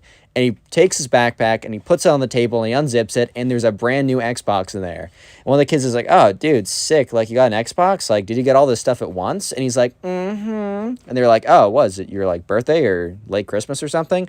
It was like the middle of like June. So, or not June, it's during the school. It was very far away from Christmas. So it was obviously not Christmas. And he's like, no, actually, I recently won the lottery. And they're all like, what? And they immediately don't believe him, but he also has a ton of stuff in front of him, so low-key, they did believe him. And he was just kind of like, yeah, so no, you guys, you don't understand. Like, I was just out there in a convenience store, and they had a lottery ticket. My mom's like, don't buy it. Like, the odds are against you. But I was like, dude, Mom, like, the odds are always for me. I'm, like, the luckiest guy ever, and I totally worked for it, and I deserve it. So she's like, all right, I'll get you a lottery ticket. And I said, no, Mom, I'm going to use my money so it's more lucky. And I went in there, and I gave them the lottery ticket. I literally won $1 million, guys. You won't believe it. That's why I have all this new cool stuff. I mean, as you guys know from the title, this is a massive lie, but all the kids at the table are like, oh, wait, for real? Like, that's incredible, dude. Like, wow. So Kyle is immediately like, I don't know about that, but okay. I mean, I guess it adds up. I mean, he has all this new cool stuff, and when the average person wins the lottery, they go ahead and buy like a mega yacht and then go into debt. But yeah, I guess so, dude. Like, sure, cool. And yeah, anyways, so he's kind of just like, okay, word. And the spoiled kid is kind of looking around. He's like, I think he was kind of expecting like a bigger reaction from all of them. He's like, guys, I won $1 million. Hello. And they're all kind of just like, yeah, dude, like that's sick, bro. Like, congrats. Like, that's nice. Good work, I guess. Like, okay. And yeah, the spoiled kid was like, okay. And then he goes around, the spoiled kid gets up and he leaves and goes to another table. And Kyle looks over, and the spoiled kid is literally about to do the exact same routine. He looks over, and the spoiled kid takes out his phone, puts it on the table, says something, puts his watch on the table, says something, takes his backpack, and shows it off, and then he's obviously telling them that he also won the lottery ticket for $1 million. And the kids at the table are like, damn, like, I didn't know that I was ever going to know someone who would have won more than $10 in a scratcher, dude. Like, that's crazy. And Kyle's like, yeah, I mean, kind of sucks that it's him because he's kind of a jerk, but, like, I guess that's out of our control. I mean, maybe he's just going to blow it all. At this rate, it looks like he's going to blow it all. Yeah, Kyle says that, like, low-key, he was kind of preying on the downfall of this kid, but turns out he didn't even need to have to pray, right? So, yeah, this kid, Kyle, goes on for an entire week of straight flexing because the next day he comes in and he sits down at the lunch table. And he has a new watch. Like, I'm not saying that these are like Pateks or Patek. I don't know. I'm not a watch guy, or Rolexes or something, or that really fancy Roblox one where you have to pay a whole 10 Robux for it. No, but he comes in with a new watch, and he also puts an iPad down on the table. And he's like, ahem, guys. And yeah, so sure enough, all the other guys are like, yeah, what's up? And he's like, do you like my new iPad? And they're like, yeah, I guess. And Ben's like, I guess. I mean, it's the new iPad. It's pretty sick, if I ask myself. And they're like, yeah, well, I mean, you won $1 million. This isn't like anything crazy. Like, this isn't anything that impressive, I guess. And he's like, ew, Guys, it was super impressive that I won $1 million. Like, that took a lot of hard work and a lot of skill. That took a lot of grinding every single day. I woke up at 6 a.m. every single day and read the Constitution by candlelight. I'm just kidding, I add that part in. But guys, like, I worked really hard. Can you just, like, appreciate it for once, dude? And Kyle's like, bro, like, this is cool that you won the lottery or whatever, but we're not going to congratulate you on randomly winning a lottery ticket. Like, most lottery ticket winners that are smart, dude, they put that money into, like, the index funds and they buy stocks. And then they also don't tell everyone about it. Like, they don't want to be flashy with it. And also, bro, not to burst your bubble, but after taxes, you're probably only taking home about, like, $500,000 or less. Probably less than that. You'd probably be smart to go to a financial advisor and put them all into index funds or put them in the stock market, man. I know it sounds kind of boring, but you'll have a safer and more secure life, and you'll actually be able to do more. And at the end of it, Ben's like, bro, I think I literally just died 7 times listening to how boring that was. So while you guys are being jealous, I'm going to go over and show off my new iPad to my other friends. And the spoiled kid gets up and he goes over and walks over to, like, the other table. And Kyle kind of looks around the other guys. He's like, is he going to keep doing this? Like, I get it. He won like $1 million, which he's only going to keep less than half of it. But is he really going to, like, bring in everything that he buys with that lottery ticket winning into school and to show off to everyone? Is he seriously going to do that every single time? And all the other kids are like, I don't know, man, but it's definitely getting a little stale. It's definitely getting a little bit boring, right? So the next day, the spoiled kid comes into school and he has a Gucci shirt on, like one of those stupid Gucci. Okay, I'm not gonna come for you if you like the hype beast stuff, because like there's a certain look. I spend money on stupid things sometimes. Like, I spend a lot of money on food, where that's kind of like stupid sometimes. Like, I pay for overpriced food sometimes, so I can't really rag on you guys too hard. However, personally, I'm not a big fan of spending like $700 on a t-shirt. I just don't really see that. I understand quality clothes, but there's a little bit of a difference. But he comes in with this like $500 Gucci shirt. He sits down. He's like, guys, what's up, guys? And they all kind of look at him. And he's like, notice anything different about me today? And Kyle's like, well, you got a new shirt. Like, that's cool, dude. Like, congrats, I think. And they're all kind of just looking at him. And they're just like, what? Like, what? He's like, guys, do you not see my new shirt that I have on right now? And they're all kind of like, yeah, dude, we do see your shirt. Like, nice Gucci shirt, bro, but we don't really care. Like, yeah, we know that you won the lottery, bro. Like, you don't need to tell us a billion more times. We can see. We have eyes, and we also have memory that's longer than 2 seconds. We remember you saying that. And he's like, yeah, but this shirt is totally drip, right, guys? And they're like, I guess, man, like, look, we're just at a point where congrats, but we also, at this point, we do not care. It's basically what they're trying to say. So Ben goes off, and basically for the next 2 weeks, he continues to flex. I'm not just going to tell you those because I feel like it's all kind of the same after a certain point. But he's always buying something new and coming in. So anyways, fast forward to the weekend, and Kyle was chilling at his house. And that's when he gets a call from his friend Steve. And anyways, Steve calls him up. He's like, hey, man, really weird question, but hear me out. And Kyle, obviously a little intrigued when someone says, weird question, hear me out. You're going to listen, right? Anyway, Steve says, hey, man, so the spoiled kid kind of just showed up at my house today and said that he's feeling like a sleepover right now. So I have family over, and I can't have him over. However, he said that he's going to go to your house. So... And Kyle's like, what? Like, bro, we're not even close like that. Like, what does that even mean? And, Steve's like, yeah, it's really weird. He showed up all by himself with, like, a backpack full of stuff. And he didn't show up with his mom, which is really weird. And also, when he said, I'm going to go, like, to, like, Kyle's house, he literally just started walking. Because they all live, like, generally in the same neighborhood. However, walking from Steve's house to Kyle's house was still, like, a 20-minute walk. So he's like, yeah, he's on foot walking to your house right now. He left about 5 minutes ago. So you probably got 15, 20 minutes to just a heads up. And Kyle, who's just kind of sitting there, is so confused. Kyle's mom isn't back yet, but she's going to be back pretty soon. So anyways, in about 10 minutes, Kyle hears a ring on the doorbell. And sure enough, the spoiled kid is out there. He's like, hey, man, I was just really feeling like a sleepover right now. And Kyle's like, oh, well, dude, like, you should probably let me know beforehand. Like, I think my mom might have something planned for tonight. And he's like, oh, where's she right now? Kyle's like, oh, she's gone, but she'll be coming back soon. The spoiled kid's like, oh, well, we can just wait for her to come back. And Kyle's like, oh, shit. Yeah, sure, man. And like, speak of the devil, Kyle's mom immediately pulls in as soon as he's done saying that. And she walks over and she's like, oh, spoiled kid. Says his actual name, but spoiled kid, how's it going? Like, I was just talking with your mom. I love your mom. She's so funny. Like, oh, what are you doing here? And the spoiled kid's like, so I was really just feeling like a sleepover today. And I was wondering if it'd be okay if I could stay at Kyle's house tonight. And Kyle's mom's like, oh, yes, he has nothing to do tonight. He normally has sports games or goes out with friends, but tonight is like the only night that he has to himself. Of course you can come over. And Kyle is just like, bro, you cannot be serious.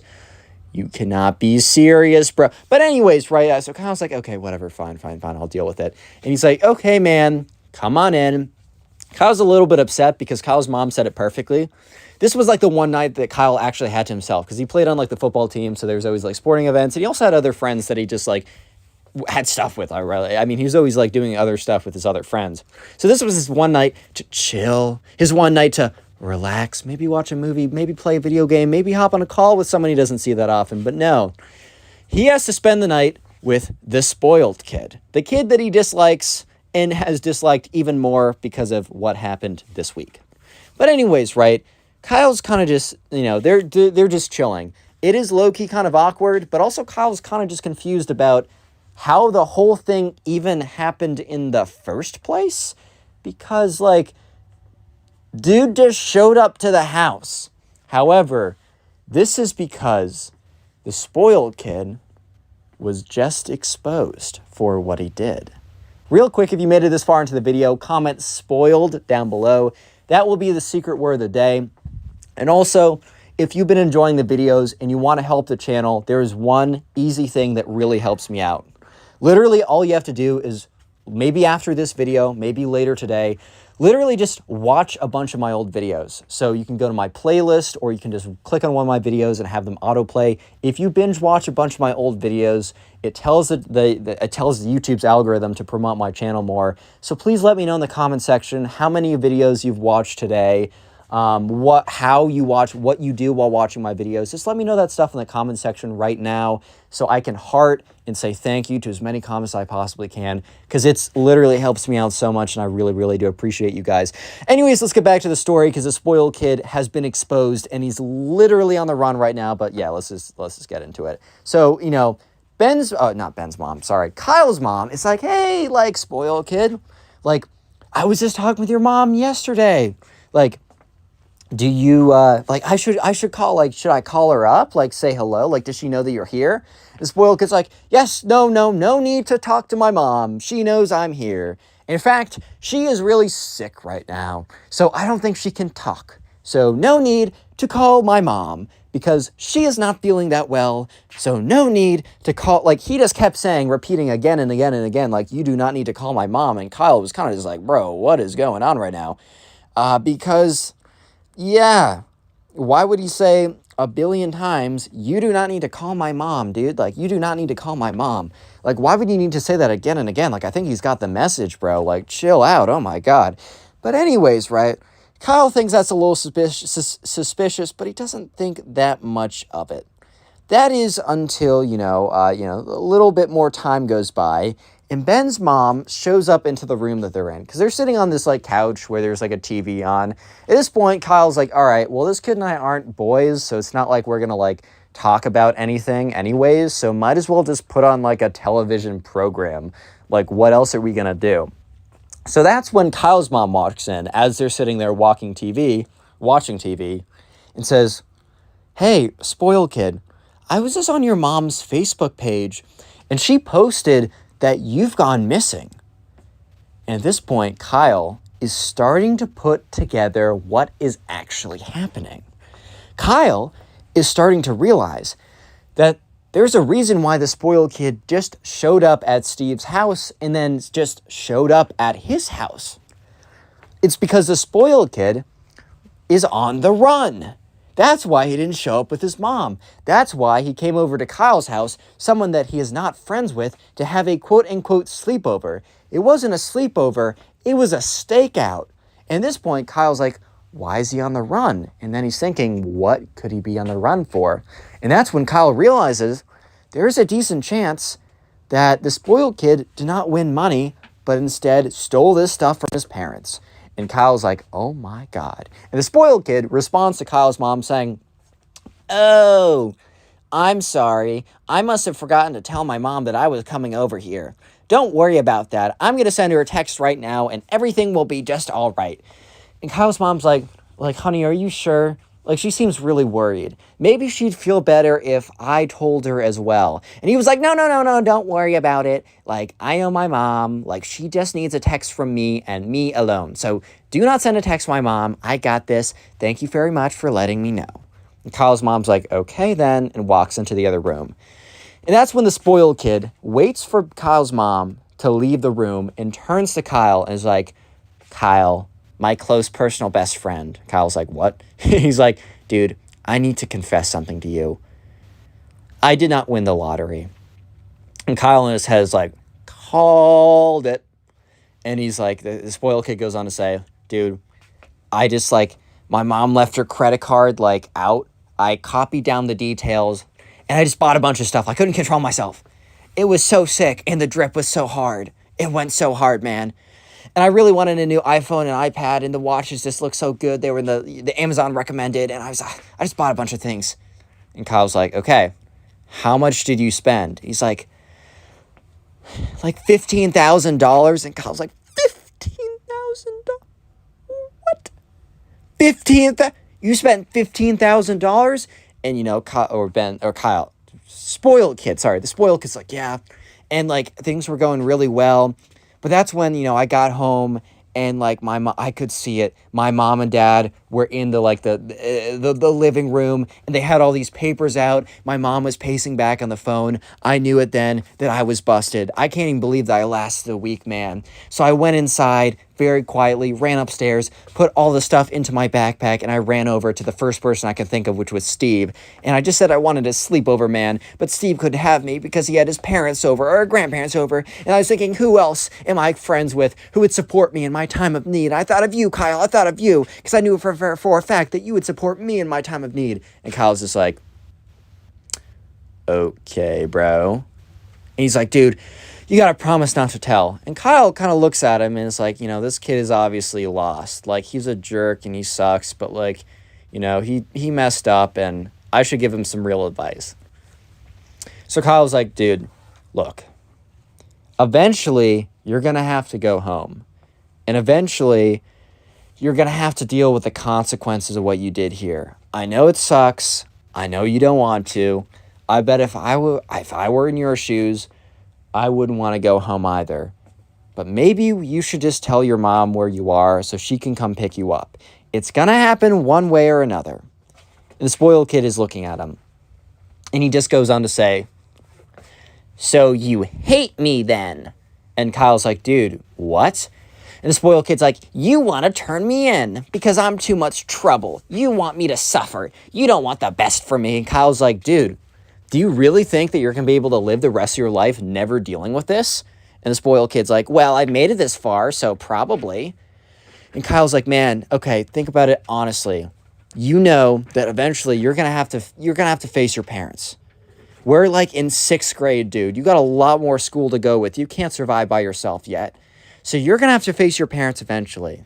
I'm not going to force you to do anything. Fine. Stay here as long as you want, within reason. You're getting kicked out if it's more than 2 to 3 days. But stay here for a little bit if you really want to. I'm not going to help you, but I'm also not going to turn you in, which I think is probably the best deal that you're going to get anywhere. Spoiled kid, here's what he says and kind of acknowledges that, yeah, probably anyone else is going to turn him in at this point. So he's like, okay, fine, like whatever.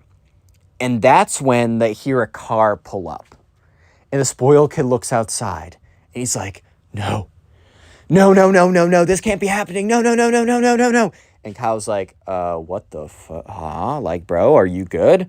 And spoiled kid's like, no, no, no.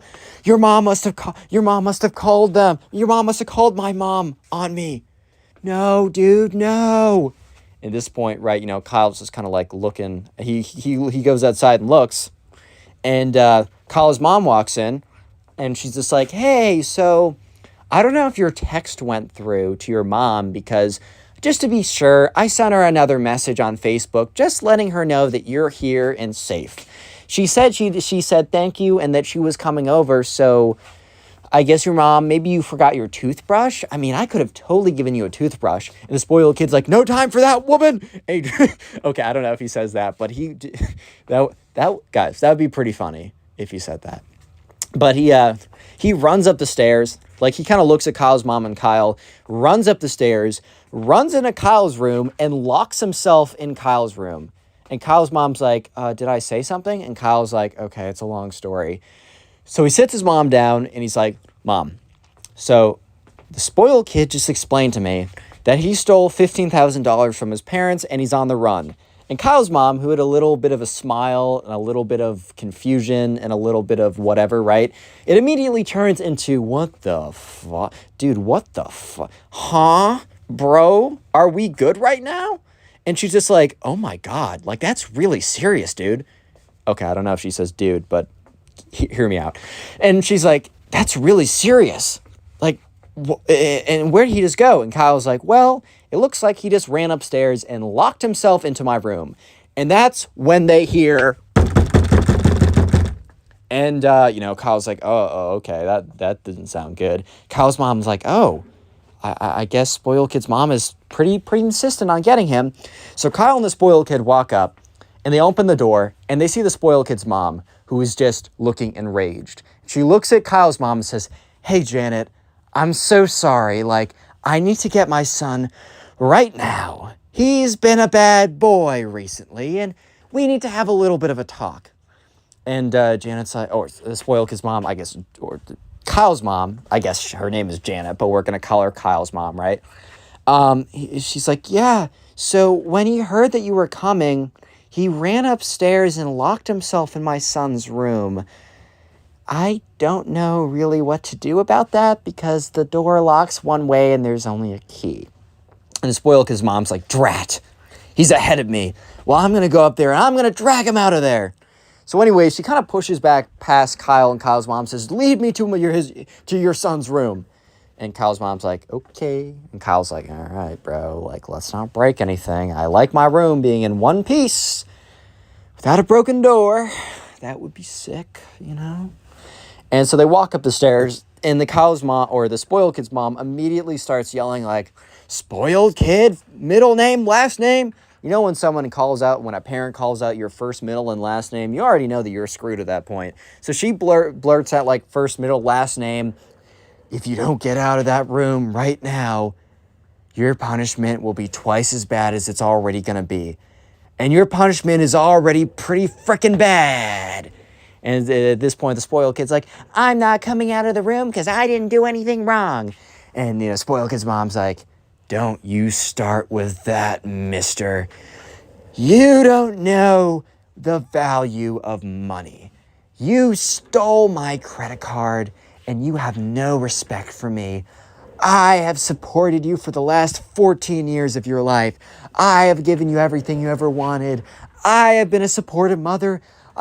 And this is how you repay me, robbing me blind and then running away. You can't even face your mistakes. The spoiled kid's like, Mom, I didn't do anything wrong. You just left the credit card there and I just spent it. Like, it was a glitch. A hacker got to it. It was the internet stealing from you. A hacker stole your credit card and sent, like, the Gucci clothes to my house. I don't know why the hacker did that, but the hacker chose. She's like, enough from you. I know what you did.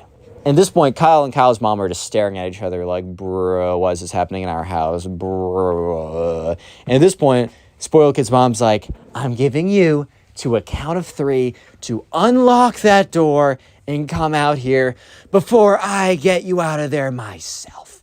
And Kyle's like, dude, Oh my God. She's like, 3. Spoiled kid's like, I'm not coming out, Mom. I'm not, yeah, you can just go. It's not worth your time. 2. He's like, Mom, I already told you I'm not going to come out of here. 1. He's like, you're wasting your time, Mom. And that's when the spoiled kid's mom, look, she was a little bit bigger. She was a larger woman that, and she wasn't like in a mobility scooter. She could still kind of walk, right? So she literally, like, football charges shoulder first into the door. And, yeah, she breaks through the door, destroying Kyle's lock. And Kyle's like, dude, bro, oh my God. And she bursts through the door, and the spoiled kid is screaming like, ah! Okay, my voice is starting to go, so I'm not gonna do the scream. But he's like, ah! And like the spoiled kid's mom, after smashing through the door, has so much momentum that she loses balance and smashes right into Kyle's desk. Thankfully, Kyle moved his computer, but he always had his computer at his desk. So she smashes into Kyle's desk, destroying like half the stuff on it, collapsing into the floor. And the spoiled kid sprints out of Kyle's room. And Kyle's like, dude, you gotta be shitting me, bro. What the fuck? Bro, what? Yeah, so, yeah, he runs out, runs past Kyle's mom and Kyle, runs down the stairs, and, Kyle's mom goes over to help the spoiled kid's mom, and, you know, she's like, where did that little twerp go? And she's like, he ran downstairs. So they all get up, and Kyle's kind of looking at his destroyed room. He's like, okay, I guess this is my life. Sigh. But anyways, right, they all get up, and they all start going downstairs. And they see the spoiled kid run to the door and run outside. And she's like, that little twerp won't be able to outrun me for long.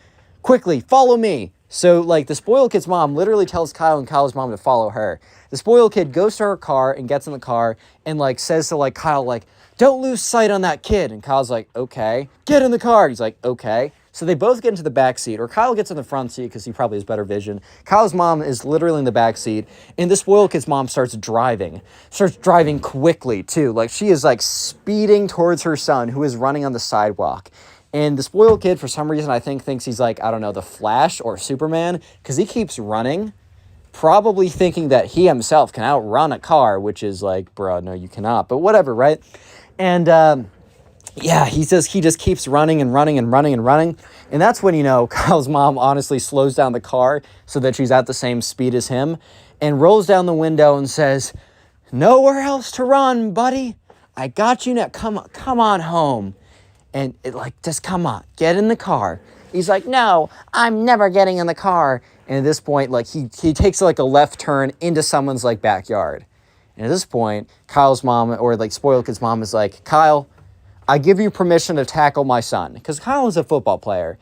And like, he low-key wanted to do this from the start, but he also didn't want to get in trouble with spoiled kid's mom because she was kind of a scary woman, low-key, like the way that she was raging right now. Totally justifiable to rage, but she was low-key scary AF. But anyways, Kyle's like, all right, ma'am, like, I got you with that. So he gets out, and he sees the spoiled kid running. And he's running not parallel to the road so the car can't follow him, but he's running like in between a house. And Kyle's like yells out like, I'll give you one chance to come north, like come here now, you won't get hurt.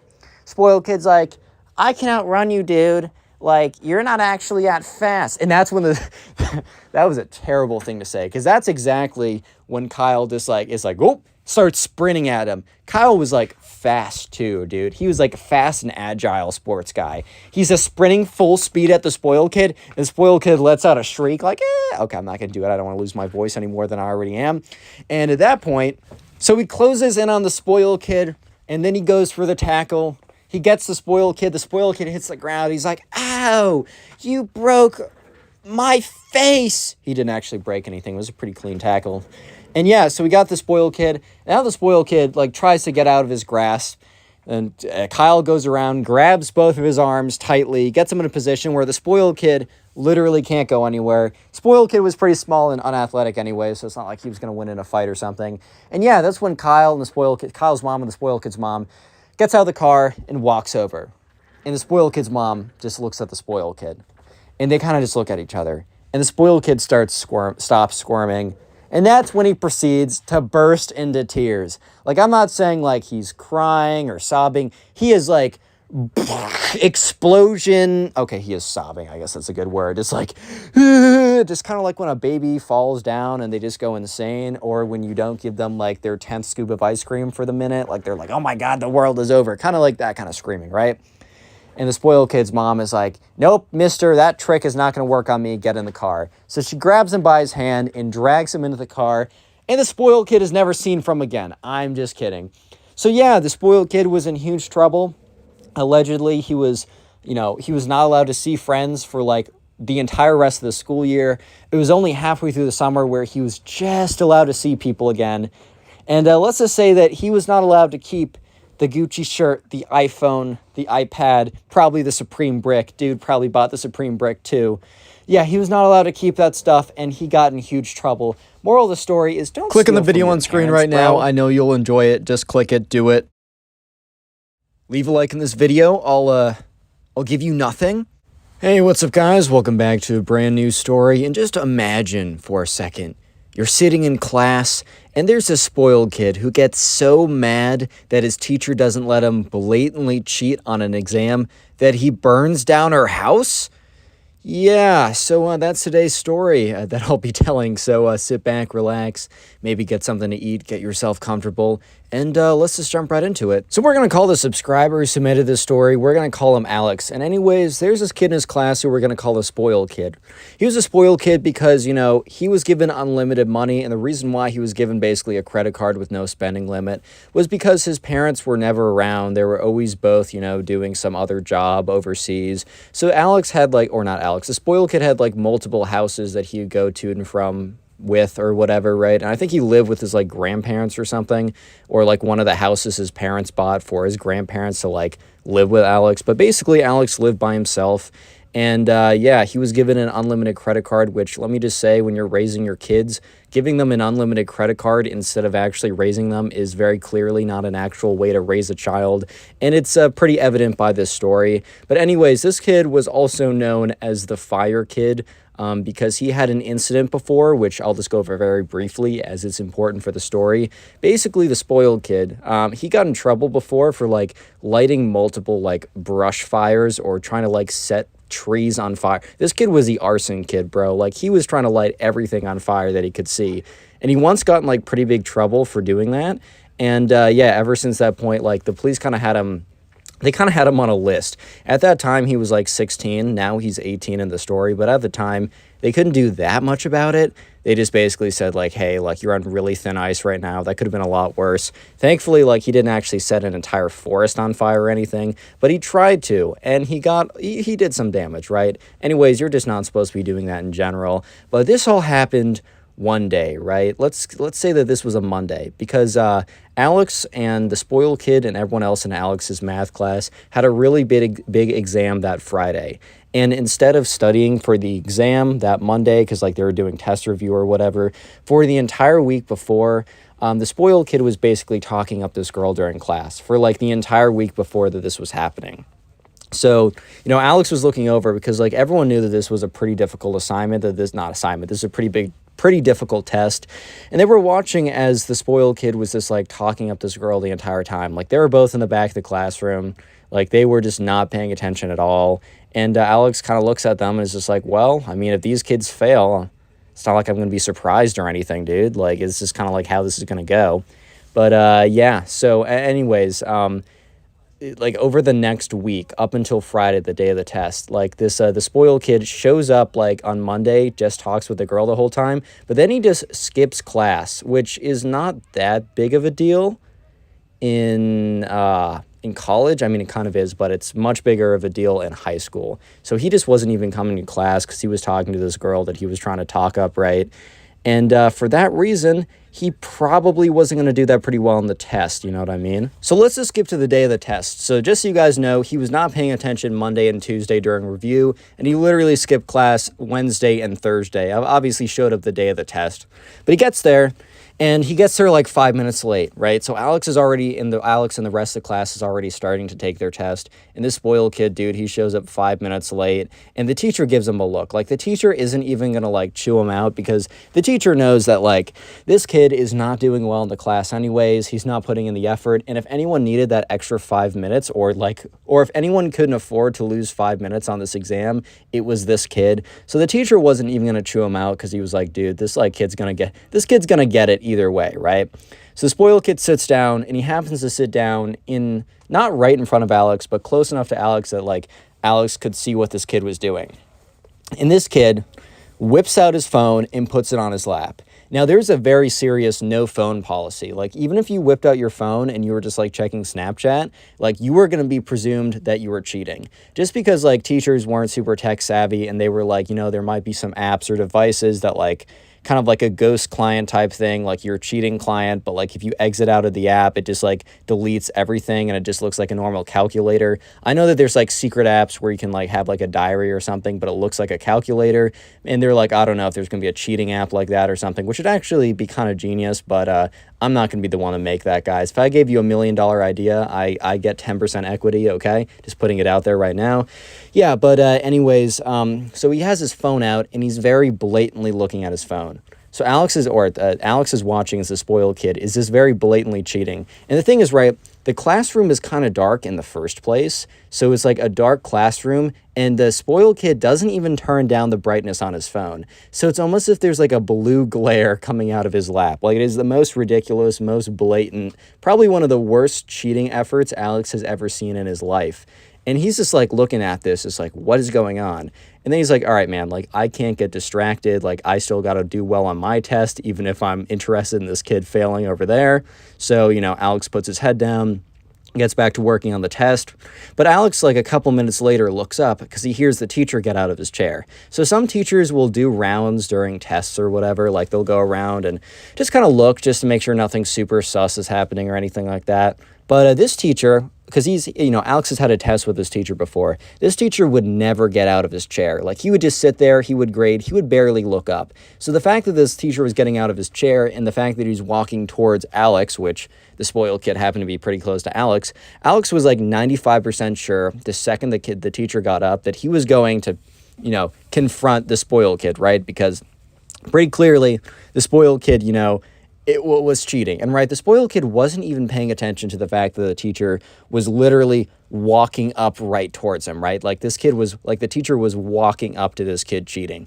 So Alex is just like just going ahead, going about his business, blatantly cheating, all that kind of good stuff. Not good stuff, but you know what I mean. And the teacher walks up to him and literally grabs his phone. Like, grabs his phone before Alex could turn it off and, like, deny and be like, oh, I wasn't cheating, and you can't check my phone, it's a breach of privacy. I mean, he was going to be given a 0 either way, because, like, it's a very strict no phone policy. But the teacher whips it up. It's very clearly, like, it is like a math calculator type thing that can do the quadratic equations they were doing, because this is high school. This is like senior year, so it's like algebra 2 or whatever. And he looks at kind of like the spoiled kid, and he doesn't make a huge scene out of it, but he's like, I'm going to have to take your test now, because, the spoiled kid says, oh, I'm not done with it though, dude. And the thing is, right, well, it doesn't matter if you're done with it. It doesn't matter if you've done all of it or you've done none of it, because you're going to get a 0 either way. It was very clear in the beginning of the year that if you were caught cheating, that you were going to get a 0 on your test. So the teacher tries to just, like, not make a big deal out of it. He doesn't want to make a scene, because he doesn't want to, one, embarrass, the spoiled kid, and he also, two, doesn't want to distract the other kids, because they're going to need every minute that they're given. And he's like, I just need, like, it's like, look, I caught you cheating. Like, I need to take your test. And the spoiled kid, like, very aggressively, like yells back, almost like, I'm not done, though. You can't take it away from me. And that's when, like, kids are starting to turn around. And the teacher starts to say, like, more clearly and more out loud, he's like, like, I'm taking your test. Like, you were like, look, he like pulls up the phone. He's like, you're on a you're on a website you're putting in the answers. You're cheating on the exam. We went over in the beginning of the year that if I ever caught you guys like cheating on an exam, that you would get a 0 on this test. Like, it's not going to matter at all if you put more, like if you write more stuff down, because either way you're getting a 0. So might as well just like, let me take your test now. And the spoiled kid is like super angry about this. Like, instead of being like, oh my God, I'm caught, instead of being like, oh my God, I'm going to get a 0 on this test, like kind of freaking out. This kid was not freaking out in the sense that he was worried or concerned. He was freaking out in the sense that he was mad, that he was like angry at this point. So yeah, the spoiled kid looks at the teacher and says like, I'm going to give you one chance to give me that test back. He says, or else you're going to suffer the consequences. And the teacher was taken aback by this, because he's never, in all of his years of teaching, when he caught a kid cheating, because he's caught a kid cheating like 3 or 4 times or something like that, like a handful of times, he's never had like a student yell back, like threaten back. Like, what is the student going to do? And little did he know that this was Arson Kid. But anyways, yeah, so he's like, he's like, excuse me? And the kid's like, you heard me. Like, if you don't give me back my test, you're going to suffer the consequences. And the teacher is like, okay, whatever, I'm suffering the consequences and you're suffering your consequences, implying that he's going to get a 0 for cheating, right? So he picks up the test, and the spoiled kid is just looking so angry. He's looking just so angry right now. And the spoiled kid gets his backpack and he like walks to the front of the class. And before he leaves, he looks at the teacher and he says pretty audibly, like, you know, Alex can hear this, even though Alex is kind of in the back of the room, like, I gave you a chance, man. Like, what happens next is not my fault, which is ridiculous, but whatever, right? So the teacher kind of looks at him weirdly. I think the teacher, like, literally, because he, like, pulled out his notebook. Alex doesn't know if the teacher wrote that down specifically or was writing something else, but it looks as if the teacher kind of noted, like, yeah, this kid just, like, threatened me or whatever, just for, like, future reference. So, yeah, the spoiled kid got a 0 on that test, understandably.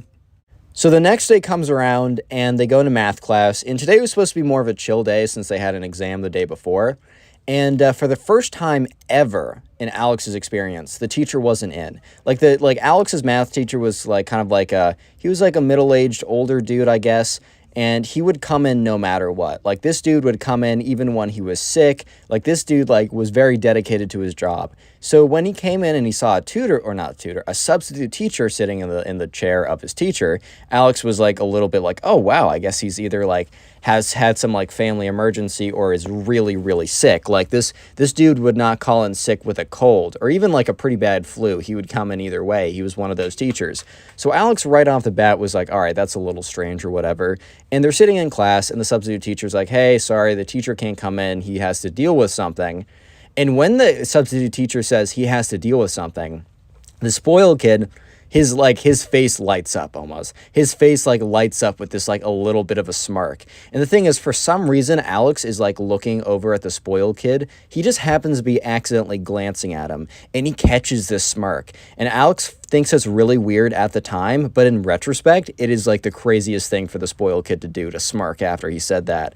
As you guys will soon hear what happens next.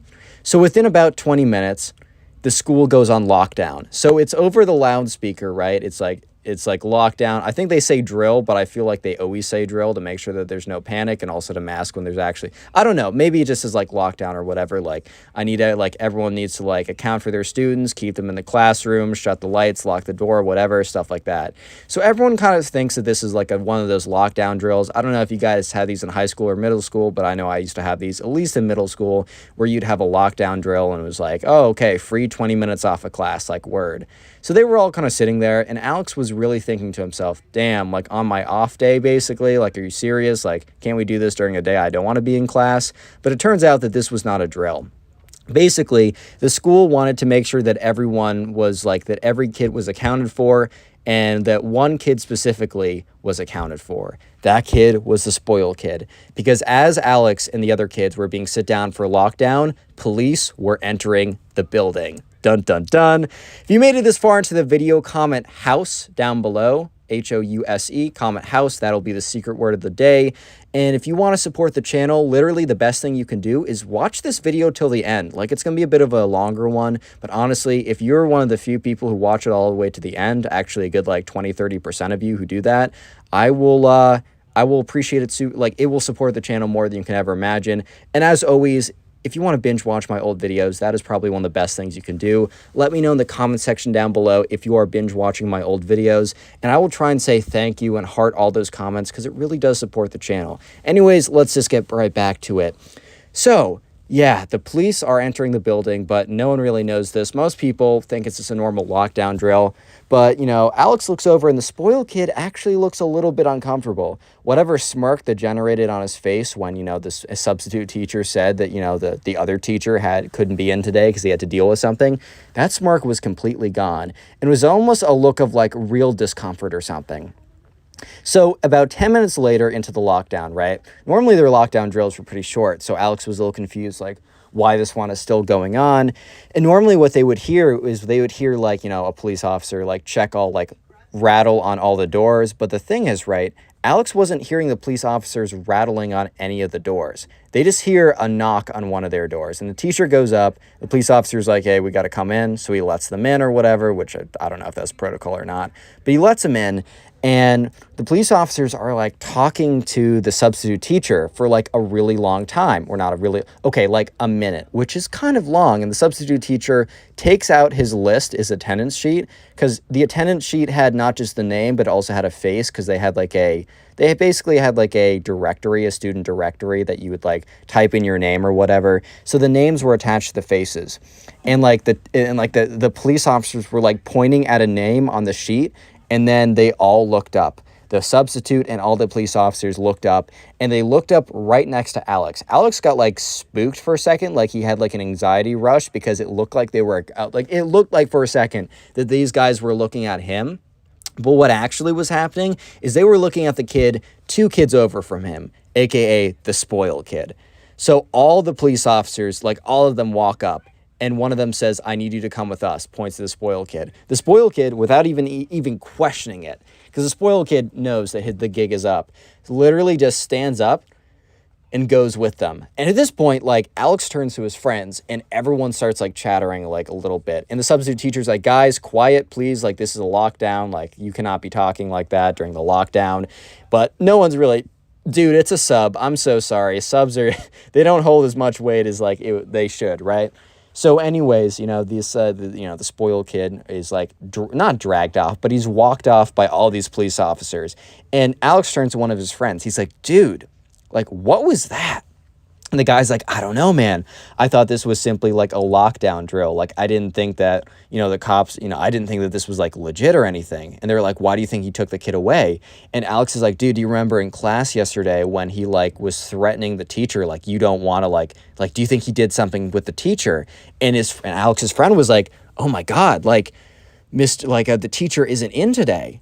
And like, yeah, like the spoiled kid also threatened him if he didn't. And now the spoiled kid's taken away by the police. They all kind of just came to the conclusion that it almost had to be. Like, it almost had to be like some kind of connection. Like, no way that was a coincidence. Like, not a shot, right? And so they're all kind of talking about it. And that's when Alex and his friends, you know, eventually they're let out of the lockdown. And they kind of had like a 15-minute free period between their next class, which happened to be their last class. And Alex and his friends walk over to a big group of kids, and they just hear the kids talking about like, did you see how the spoiled kid was taken away with the police officers? And there was a rumor going away that the spoiled kid had gone back to his arsonist past and had actually burned down one of the teacher's houses.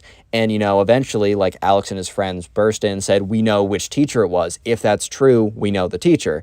So everyone immediately, like, their ears perk up and they listen in. And Alex and his, like, friend are like, dude, we're in math class yesterday. This kid was cheating. The teacher tried to take away the test from him because he was going to get a 0 either way. And Alex threatened him, saying, if, I'm going to give you a chance to give that back to me before something bad happens. The teacher ignored him, and on the way out, Alex said that, like, you know, like, whatever happens next is the teacher's fault because Alex gave him a fair warning. And yeah, I mean, at this point, all the other kids were like, oh my God, like, we know how that is. So at this point, Alex and his friends were kind of like, okay, like, we want to investigate this for ourselves, right? So they look in the like they're like, does anyone know where this teacher lives? And it happened that one of the kids what used to be tutored by this guy, this math teacher. And like this guy would hold tutoring sessions of like 2 to 3 kids at his house. And the guy's like, I know the directions. And he like looks and he likes this kid scrolls for like 5 minutes and texts from his mom until he finds like a text from a year ago that has the directions to this guy's house or has his address or whatever.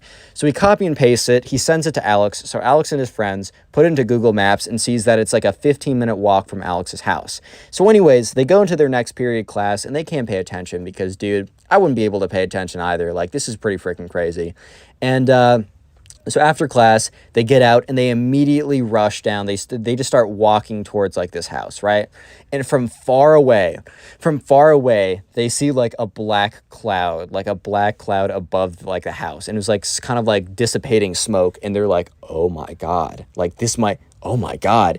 And as they approach it, they start to smell like almost as if like the smell of someone barbecuing. But instead of barbecuing some nice meats or something, having a nice roast or something like that, it was barbecued wood, bro. It was barbecued like it was crispy cement and foundation and like chairs and beds and frames and all that kind of stuff, right? It was a burnt house, dude.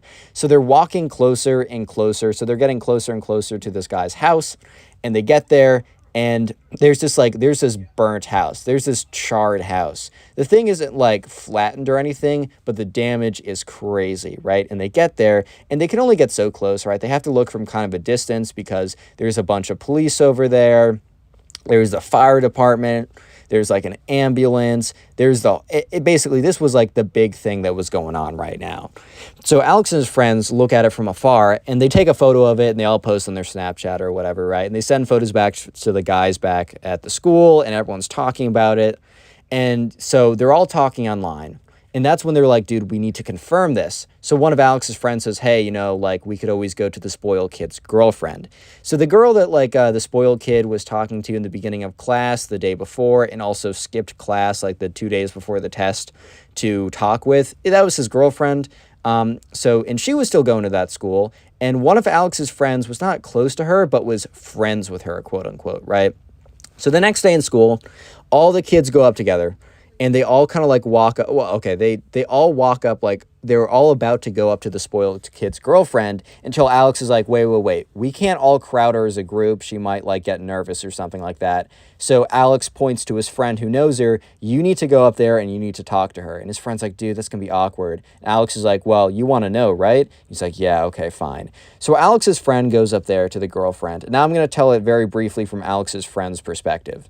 So anyways, Alex's friend goes up to the girlfriend of the spoiled kid and is like, hey, like, I don't want to like be intrusive or anything, but like, I think you know what questions I have, right? And Alex's the girlfriend of the spoiled kid is like, yeah, I think I know what you're going to ask about. And like, I can't really say anything like confirmation wise or not, because like, you know, there's law enforcement involved in everything. So if like this gets back to me, I'm going to say that you're delusional and you made it up. But yeah, things have been going around. They're basically all true. I haven't heard anything that's not true. So take that however you want. So Alex's friend returns to the group and tells them that basically the spoiled kid's girlfriend confirms that the rumors are true, more or less. And at this point, everyone's like, oh my God. So here's the thing. Alex was 18 or is 18 or was 18 at the time because this story happened a little while ago. So when he was 16 and he had the charges of like setting like bushes on fire or whatever, he got in like some trouble. But it's a huge difference when, one, you actually like burn down someone's house because like you threaten them, which is insane, first of all. But also, you're no longer a kid anymore. In the eyes of the law, dude, you are a freaking adult. So whatever happens to you, you're going to be tried as an adult. So anyways, Alex, first of all, he's expelled from the school. So this is kind of the aftermath in the next couple weeks. You guys might be thinking that the story is over. No, it is far from over. But the aftermath in the next couple weeks basically goes along the lines of Alex is officially expelled from the school. Alex is in huge legal trouble. Alex's parents have to spend like hundreds of thousands of like lawyers and litigation and courts. Basically, they're trying to throw all their money at making sure that their son doesn't get like arrested for a long time. They also, like, you know, Alex's parents have multiple houses And, there's, they move him to a house pretty far away so that this kid doesn't stay in the neighborhood, because they think, okay, if this kid is known as the kid who burned down some other house in the neighborhood, he's probably not going to be welcome here. So let's move him out, right? I think it only makes sense to move him out, right? So they move him out. They move him to like another state or something like that. And obviously, I think or not obviously, but the spoiled kid's girlfriend breaks up with the spoiled kid because, one, he doesn't live there, and two, he's a psychopath who burns down people's houses because they fail him on a test. Like, it's not that deep, bro. And, people are questioning her, like, not every single day, but for months afterwards. That girl, people would go to her, like, routinely a couple times per day. Most of the time, she'd tell them just to, like, screw off or whatever. But the one guy that she did talk to and give updates was Alex's friend, because they became close over this. And he kind of gave her some, like, a shoulder to cry on. Alex's friend Loki is a dog, though, because he ended up dating that girl like 6 months later. Like, you got to think, what was this guy's intentions? But hey, man, I mean, it's a win for the boys, so I gotta give him a round of applause, right? But anyways, what Alex's girlfriend knows from like following him on Alex's like super private accounts or whatever, and just kind of knowing more about him, is that he moved to a new school district. He was basically able to like bypass all the charges, because I hate to say it, but sometimes in like the legal system here, if you have enough money, not always, but in some cases, if you throw the right lawyers and you pay off the right people, you can kind of get out of things scot-free. It's kind of an issue, and I'm hoping that will be solved, or at least cleaned up a little bit in the future. But yeah, basically, the spoiled kid got off practically scot-free from all of this, and he goes to a new school in like another state or whatever. Fast forward 1 year. This is where things get crazy again. So a year later, Alex and his friends, they've graduated high school. They all go to college in different states. Actually, fast forward a little more than 1 year, because this is the summer after their first year in college. So they all come back, and one of Alex's friends decides to kind of host a party at his house because his parents are gone. It's kind of a reunion type thing, but he only invited people that he thought was... He didn't invite the entire grade. It was a reunion type party, but he really only invited people that he thought were chill, right? One of the people apparently wasn't as chill as Alex's friends thought he was, because one of the people knew the spoiled kid a little bit better than everyone else. And I'm not going to spoil it yet, but let me just say that kid would not be invited back to later parties. So anyways, people start showing up, and, Alex and his friends, are pretty excited. So they all show up, and it's great because, like, they're seeing all the people that they used to go to school with. A lot of kids went to college, like, out of town. So it was a pretty good time. It was pretty cool to see everyone there. Alex got there pretty early to help like set up and just make sure things were good, because he was pretty close with this guy. And eventually people were starting to trickle in throughout the night. So this party wasn't supposed to go crazy late. It was kind of just like as late as people wanted it to be, but also like don't invite random people. Like, that isn't your house. That isn't very cool. And also, yeah, so like a few people showed up that weren't totally on the list, or like the list. It wasn't like an official, like they didn't have a bouncer being like, dude, you're not on the list, man. Name 7 brothers or something like that. However, like some people were kind of like invited that didn't go through the host, and the host, which was Alex's friend, wasn't super happy about that. However, those people that were invited, like Alex's friend legitimately did like, and just kind of forgot to invite. And he was chill that they came, but he kind of was like, dude, like, don't invite people that I don't know. And unfortunately, though, around midnight, so half the people have already left, the whole thing's dying down, and that's when, like, Alex and his friend, not the one who's hosting, but just another friend, Alex and his friend are kind of standing near the door, and they're just kind of, like, reminiscing about, like, something crazy that happened, like, freshman year with this, like, girl or whatever. And that's when the door opens up. And who do you think walks through?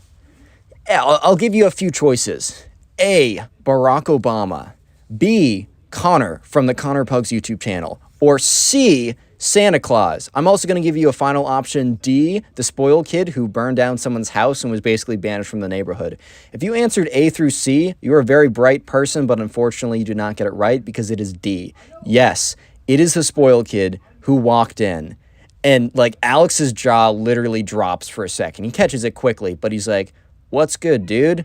The spoiled kid's like, what's up, man? Like, it's good to see you guys. Like, it's been forever since I've seen any of you guys, man. Like, what's the word? Like, this is kind of going crazy in here. Parties, first of all, it's very dead. Like, people are leaving. It's like midnight at this point, which, you know, they were looking for something chill. They weren't looking for a rage or anything, so it's not going to be any high energy anyways. But the spoiled kid basically walks past Alex and his friend into the main room. And Alex turns to his friend and is like, what? And Alex's friend's like, dude, who invited that guy? And he's like, I definitely know the guy, like the friend who was hosting. I definitely know the host did not invite this guy. And Alex is like, dude, I think one of the other guys at this party probably just gave him the address because he asked or something like that. And he's like, dude, I don't know how he got here, but this might be a problem. So the spoiled kid, so eventually Alex and his friend walk into the main room where the spoiled kid now is, and everyone in that room has basically froze. The spoiled kid's like, what's good, guys? Like, it's been a second. It's good to see all you guys. Like, you guys know where the drinks are? I'm just going to go grab myself something real quick. And one of the kids is like, yeah, it's in the kitchen. And everyone gives him a dirty look. And this kid's kind of just thinking to himself, like, what did you want me to say? Like, I don't know. The drinks, they're in Argentina, bro. Get a flight. Get one real quick. And then, come back when you're done from your trip to Argentina. That'll take like 7 days. Like, what was he supposed to say here? But eventually this kid goes into the kitchen. And the host is like, who the frick invited this guy? He obviously says a little bit more of a naughty word, but I'm trying to get YouTube to like me. I think YouTube likes me, but I want them to like me more. So he's like, who the frick invited this guy? And they all look around, and no one fesses up. And, you know, Alex is like, maybe it was a guy who left earlier. Like, I don't think anyone here would have, like, invited him, but I guess someone did. And the host is like, well, one way or another, this guy knew that I was throwing a little get-together party of the people in our grade that was invite only from me, by the way, and somehow he got the address, and somehow he's in my house, and somehow he's in my kitchen getting a drink from there. How did this happen, guys? Seriously, how did this happen? And they're all kind of just like looking around like, I don't know, dude, like we didn't invite him or whatever. And someone's like, do you think like that kid's like low-key kind of dangerous? Do you think someone could like go in and like just check out what he's doing? So the host is like, sure, like, you know, I'm just going to go in, I'll see how he is. And he's like, you know what? We're wrapping up the party anyway. He kind of like says to the other guys, we're wrapping up the party soon anyways. So I was going to let everyone leave at their own time. But in 15 minutes, I need all of you guys to start saying that you have to go because we're wrapping this thing up. Everyone, including Alex, was in very firm agreement because they didn't want anything bad to happen. They didn't want this to get dangerous or anything. And that's when, you know, the host walks in the kitchen and he says, and like Alex is sitting in the room with all the other guys and he hears the host scream, "What are you doing?" So at this point, Alex and the friends immediately like freak out and they run into the kitchen. And they run into the kitchen to see the spoiled kid with a lighter lit right next to like the host's like kitchen curtains. So basically there were like drapes in the kitchen that were like drapes across like one of the big like windows or doors or whatever, right? It was like a glass door. So they had drapes that you could pull across it during nighttime or whatever so you could close it up. And this kid, and the drapes are kind of light, right? They were kind of like a lighter fabric. The spoiled kid had brought a lighter with him and he literally had the thing lit right and he was holding the curtain. And the spoiled kid's like, hey, man, he's like, spoiled kid he doesn't say anything. He's just kind of looking at them. And he kind of has this smile. He's like, hey, man, I'm just checking out these curtains. You know, I just wanted to see, like, you know, I'm a big curtain guy. I wanted to see the fabric. I wanted to see the quality of the fabric. It's called the lighter test. If it doesn't burst into flames, it's good fabric. Otherwise, you know the answer if the fabric's good or not. Basically, this kid's insane. So immediately, Alex and all of his friends are like, oh my God, like this is actually ridiculous. Like this is insane.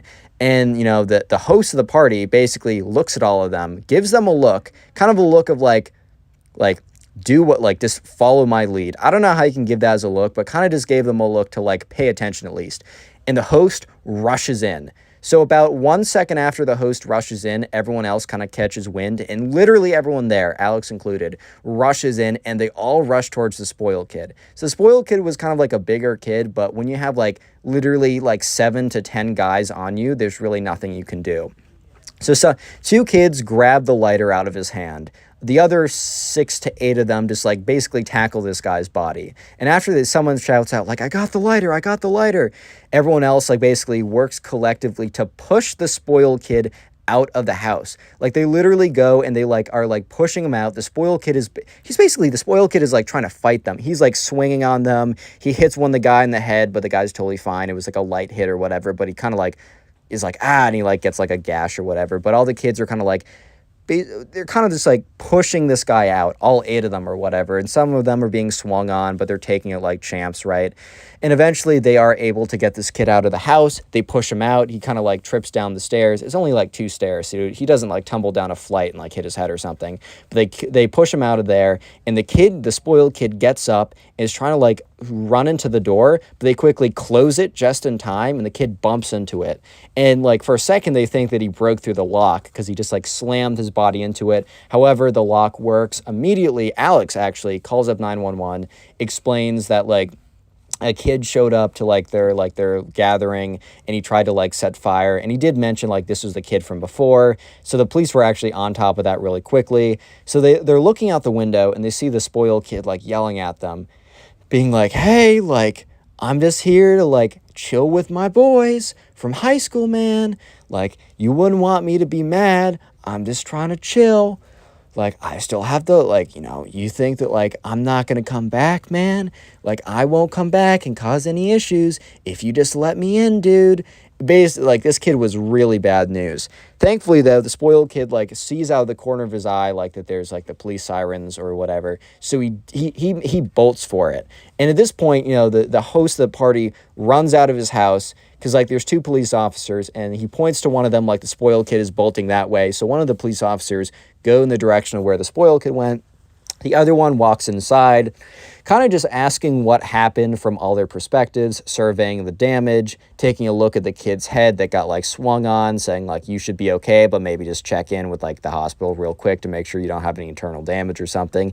Don't worry, the kid was totally fine, nothing, just a few scratches or whatever. But when you get swung on, it's always good to make sure that there isn't any damage below the surface. And yeah, from that point on, the spoiled kid was never seen from again. However, like they were always like, I mean, this happened last summer. So who knows what happens next summer? Maybe the spoiled kid will try and come back.